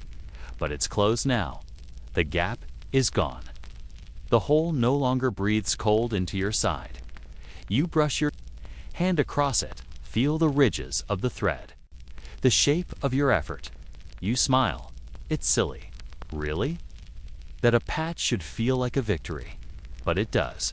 You fold the cloak over. Tuck the needle back into the pouch. Wrap the leftover thread. Around your fingers, the linen scrap flutters in your palm. You hold it there a moment, just looking, then put it away. You stand, slowly, carefully. Your knees don't want to. Your spine voices its opinion, but you rise anyway. You shake the cloak out, let it drape over your shoulders. The patched part rests just above your hip. You press your hand there, palm flat. As if to test its strength, it holds the wind circles again. You pull the cloak tighter it. Holds, you speak once more. Quietly. Just for you. You've got a little more life in you yet. The cloak doesn't reply, but it settles around you differently. The sheep wait near the fence, watching with the disinterest of those who've never had to sow in a storm. You nod to them. Let's go. They follow, and the wind, for once, stays behind. You don't look forward to lunch. You notice it. You recognize the hunger when it comes, dull, familiar, a slow hollowing just below the ribs. But looking forward feels too strong for what the meal offers. It's more like a checkpoint, a quiet agreement between your body and the hours left in the day. Still, you have to eat. So you begin to look for a place to sit. There's a wall at the edge of the pasture. Not tall, not much to look at. Just a line of old stones, stacked without mortars, half crumbled at the top, moss softened along one side. You've leaned against it before, sat beside it in rain and sun and snow. Today, it's dry, or at least dry enough. The wind slips around the wall, but slows on the other side, a rare bit of shelter, just enough to let you taste your food instead of chasing it across. The grass dot, you press your back to the stone. Cold, always is. The lichen is damp, but doesn't soak through. You lower yourself down with a grunt, one hand on the ground, the other pressing against your thigh for balance. Your knees argue. Your cloak creases beneath you. Your breath fogs gently in the air, curls past the edge of your hood, then vanishes. You let out a sigh, not from exhaustion, just from habit. And then, slowly, you reach for your lunch. It's in your satchel. A square of folded linen, soft from many washes, faintly stained. Near the corner from something pickled that leaked last month. The cloth is stiff today, edges crackling. Cold makes everything hold its shape longer than it should. You unfold it carefully, like opening a letter. Inside, not much. There never is. A heel of bread, dark, hard along the crust, crumbly toward the center. Still smells faintly of rye. A boiled egg. Lucky day. The shell is slightly cracked from the walk here, but still intact. You press a thumb against it and feel it shift slightly within the shell. No longer warm, not quite frozen. And, guess, a bit of pickled turnip. Just a sliver, sharp-smelling, almost medicinal. You don't smile, but you do nod. It's enough. You begin with the bread. You always do. Because if it freezes, it's useless. Better to get through the worst of it while your teeth still remember how to be strong. You bite down slowly. The crust resists. You hold it between thumb and forefinger. Feel the roughness of the loaf, dry, grainy. Your teeth work their way through it with the rhythm of habit, not hunger. It squeaks faintly as it tears a cold, doughy sound. You chew slowly, not because you're savoring it, but because cold bread needs convincing. Each swallow is deliberate. You wipe a crumb from your lip with the back of your glove, then the egg. You tap it gently against the stone wall behind you. Crack, crack, crack. The shell gives reluctantly. You peel it back in ragged spirals, the white flecked with bits of gray shell. Your fingers fumble with the cold. The yolk is pale, solid, familiar. You bite into it. There's no salt, but you imagine some. It helps. A little dot, then the turnip. Small, sharp, a bright note in the dull landscape. Of your meal, you let it sit on your tongue longer than the rest. Not to enjoy it, but to remember there are still flavors strong enough to wake you. They lie down now, not all at once, but gradually, in pairs and trios. A few still pace, still graze, but most have curled themselves into the grass, rumps against the wind. Heads tucked low. You watch them from where you sit. One kicks out a hind leg as she settles. Another huffs. A third rests her chin on a companion's flank, eyes already closing. You let your shoulders do the same. They fall forward slightly, rounding with the weight of the day. Your spine softens. Your legs stretch out. The bread sits heavier in your belly than it should. But still, you feel ... steady. The wind rustles your scarf. You tug it higher across your neck. The eggshell rolls off your lap and lands near your boot. You leave it there. The world is mostly quiet, but not silent. You hear. The sheep breathe. Hear one shuffle against a patch of frost. Hear the faint creak of the wall behind you as it settles into itself.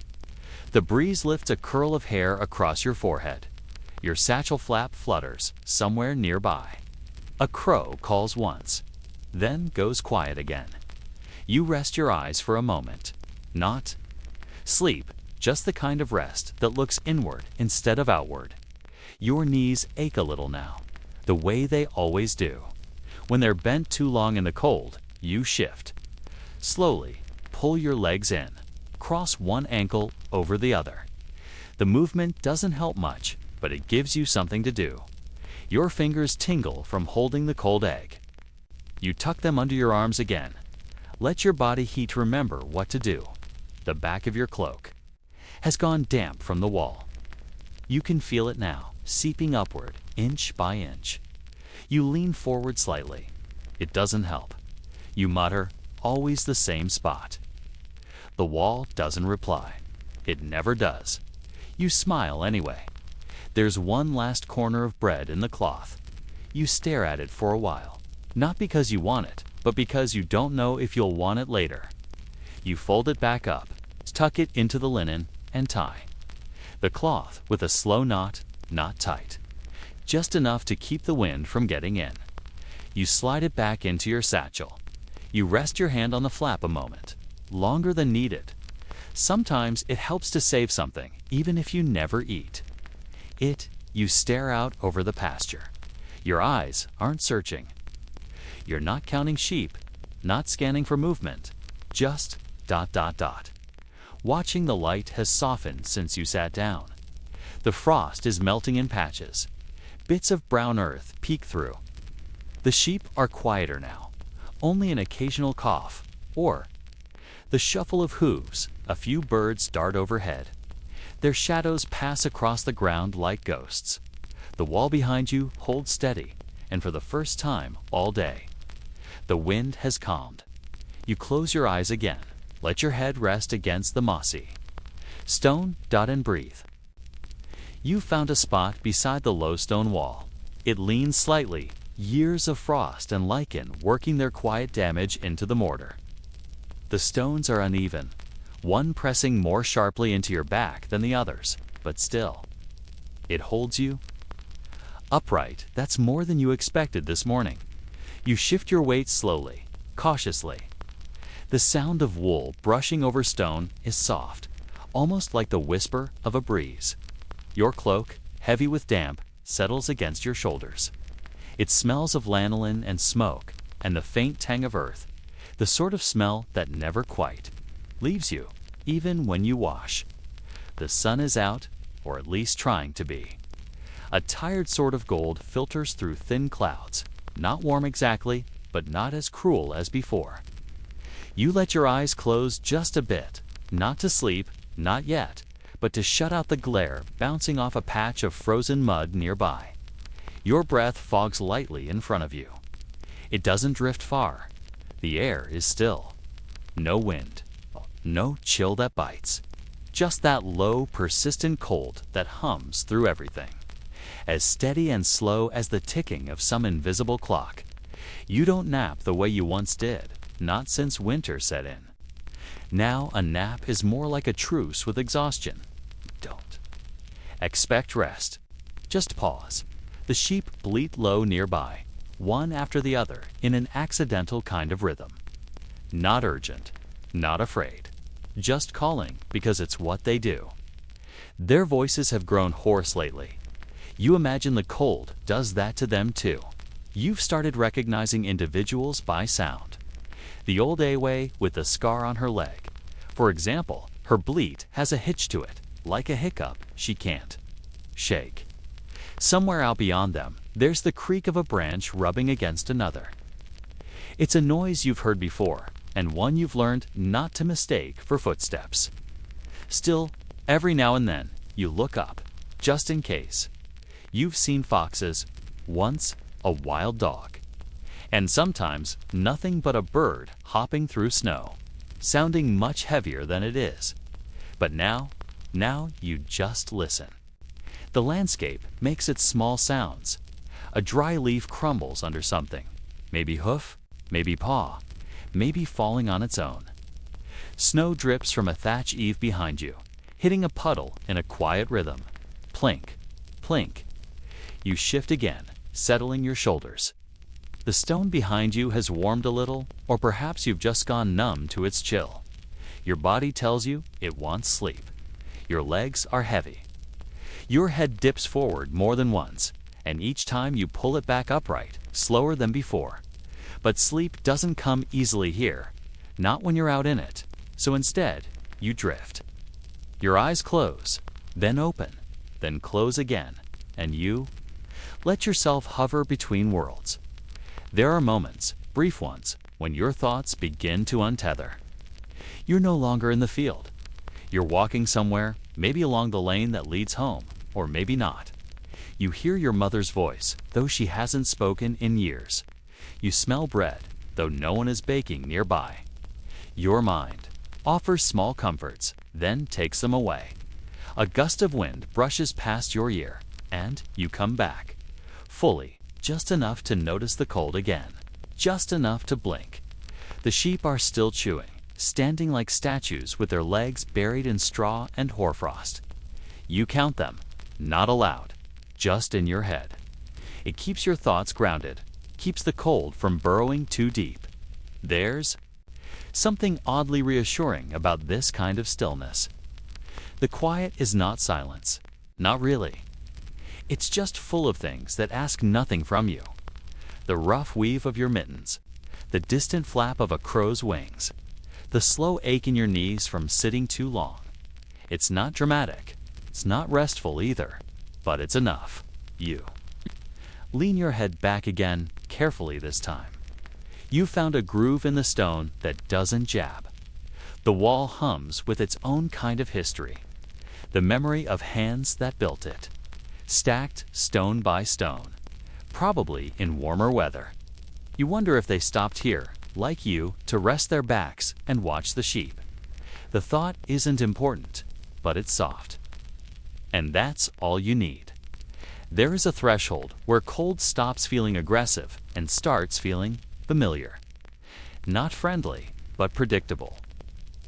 Like a neighbor you don't speak to, but always wave at. You've crossed that threshold now. Your toes are numb. Not dangerously so, not yet. You can still wiggle them, though you're not sure it helps. The soles of your boots are stiff, the leather no longer flexing like it once did.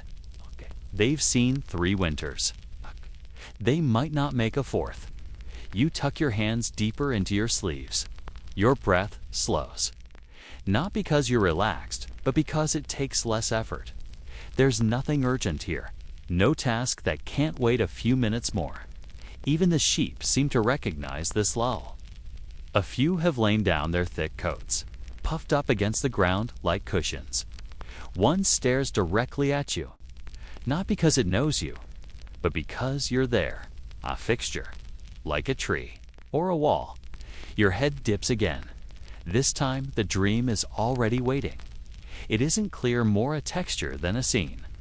A warm room, maybe a fire, a hand on your shoulder. You're not sure whose.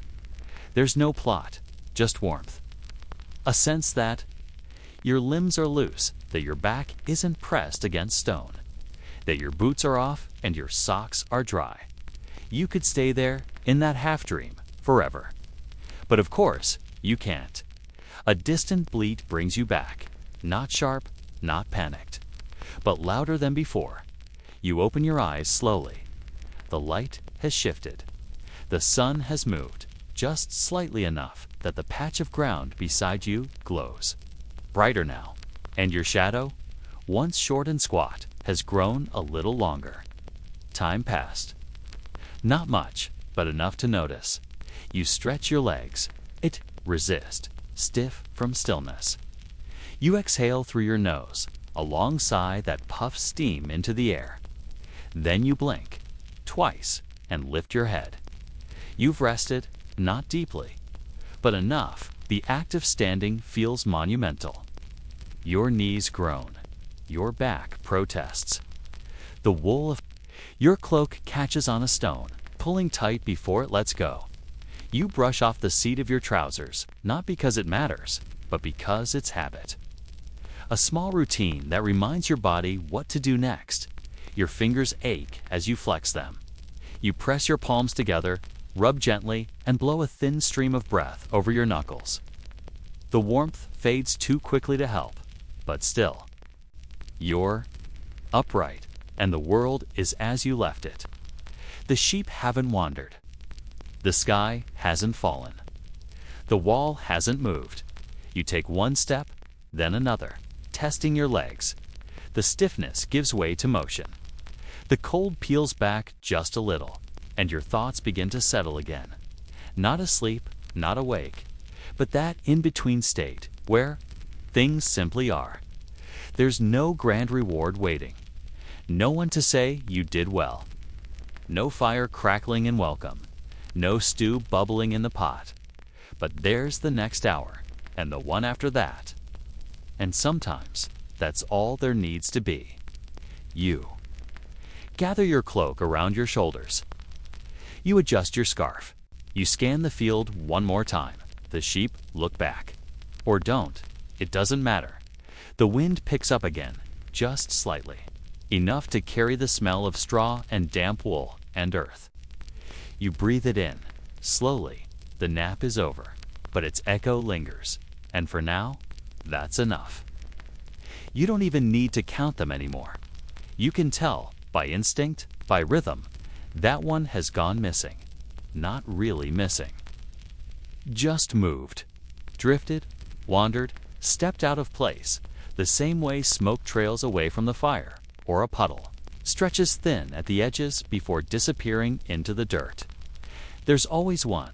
You look up, slow, steady, and let your eyes scan the slope.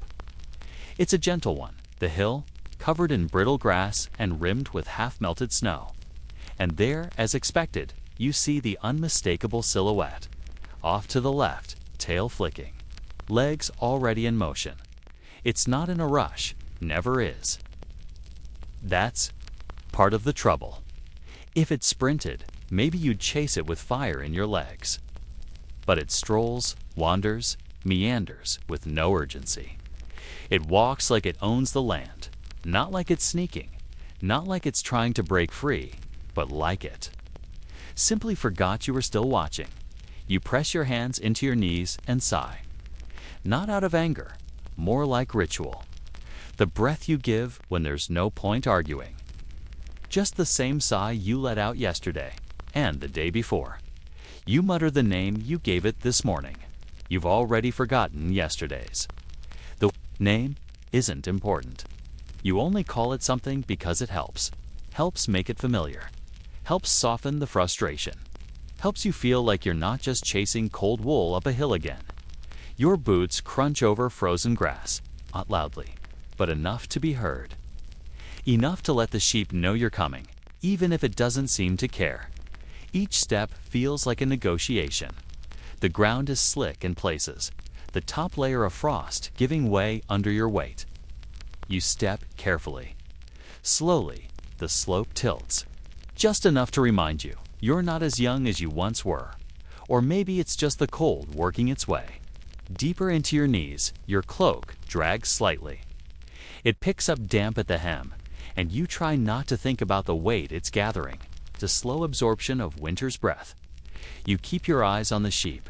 It pauses, lifts its head, then takes a few more steps up, not hurriedly, but deliberately, as though it heard you coming and decided not yet. You don't blame it. You've wanted to walk away, too. just for a moment, just to feel what it's like to step where no one expects you. Still, the others are waiting. You call to it. Again, this time softer. Less of a command, more of a suggestion. The kind of voice you'd use with a sleeping child, or a stubborn gate. It doesn't turn, but you imagine. Maybe it flicked its ear. You keep walking. Closer now.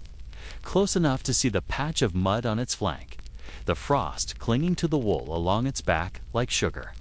Close enough to see that it's chewing something. Grass, probably. Or a bit of moss it found under the crusted snow. It knows. You're there? You're sure of it, but it pretends otherwise. It's an old game. One you've both played before. The wandering sheep steps just out of reach. Not to escape, not to rebel, but just because. Because it can. Because it needs to. Maybe, and you follow. Not angrily, not even impatiently. Just resigned. Just quiet. The way one follows a thought that's drifted too far from the fire. Your breath becomes heavier as you climb. Not from exertion, not really, but from awareness. Each breath in the cold carries weight. Each exhale fogs the space in front of your face like a quiet declaration that you're still trying. The wind is light. Brushing across your cheek like a thread drawn through chilled water, it doesn't bite. But it's there. Constant, like the sheep. The ground beneath your feet softens slightly as you reach a patch where the frost has given up. Your boot sinks, not deep, but enough to pull your balance. You sway, you steady, you carry on. Somewhere behind you, one of the other sheep calls out. It's not a warning, just a note. A little sound to remind you that time is still moving, that the flock waits. And yet, here you are, climbing after this one again. Always this one. When you finally come close, close enough to touch, the sheep does not flinch. It doesn't run, it turns its head, just slightly, and looks at you. There is no fear in its eyes, no tension in its legs. It stands with the calm of a thing that knows it's already won, or that it never needed to win to begin with. You reach out. Your hand settles gently on its neck, fingers buried into the thick wool. It's cold, coarse, but familiar. You press, your palm against it. The sheep doesn't move. You look into its eyes, dull brown, ringed with frost, and see nothing but quiet. It blinks once. Slowly, you sigh again. Not from frustration. Not anymore, just from habit. The ritual of the catch. The end of the chase, it doesn't resist. It never does. You guide it back down the hill, not by force, just by presence. Just by walking where it can see you. Just by being the quiet anchor it needs. Your footsteps are softer now, less slippery. Somehow, the path hasn't changed, but you've settled into it. The sheep follows without rope, without push. It walks the way the cold walks, steady, sure, unbothered. You glance back once or twice to make sure it's still there. Always as the wind picks up, just slightly, enough to carry the sound of the others. Their low calls. They're shifting. Wait, the rustle of straw under hoof. The sun has begun its descent. Not fast, but noticeable. The light changes color from silver to gold, from harsh to soft. And still, you walk. You think about it, sometimes. Why this one keeps going? It's not hunger. The food is the same, wherever it grazes, and it's not loneliness. The others don't push it away. And yet, it wanders. Maybe it just wants space, or maybe it doesn't know it's wandering at all. Maybe it simply moves where the ground looks different, where the wind sounds softer, where the silence is a little thicker, a little more its own. You understand that there are days you'd walk off too, if not for the tether of duty. The invisible thread that pulls you back to your post, your field, your sheep. Maybe that's why you never raise your voice. Never chase it with anger. Maybe you see too much of yourself in its quiet rebellion. When you return to the flock, the others hardly notice. One sniffs the air in your direction. Another shifts its weight. A few take slow steps away, clearing room for you and the wanderer to settle back in. You guide it to a patch of grass, slightly warmer from the afternoon sun. It lowers its head and begins to chew, as if it never left, as if it didn't just drag. You halfway up a hill and back, you crouch nearby. The cold seeps into your knees, but you stay, not because you need to, but because stillness feels like a reward. Your breath slows again. You watch the sheep, you listen to the wind, and you wonder, how many more times this week? You'll do this again? The answer doesn't matter. You already know. You'll give it a new name tomorrow. You always do. Sometimes you choose something grand, like king, or knight, or hero. Other times, something small, like Pip, or Moss, or Littlefoot. It never responds, but naming it makes the chase softer. Tomorrow, it will walk away again, just as it did today, just as it did yesterday, and you will follow, because that's how it is. That's how it always is.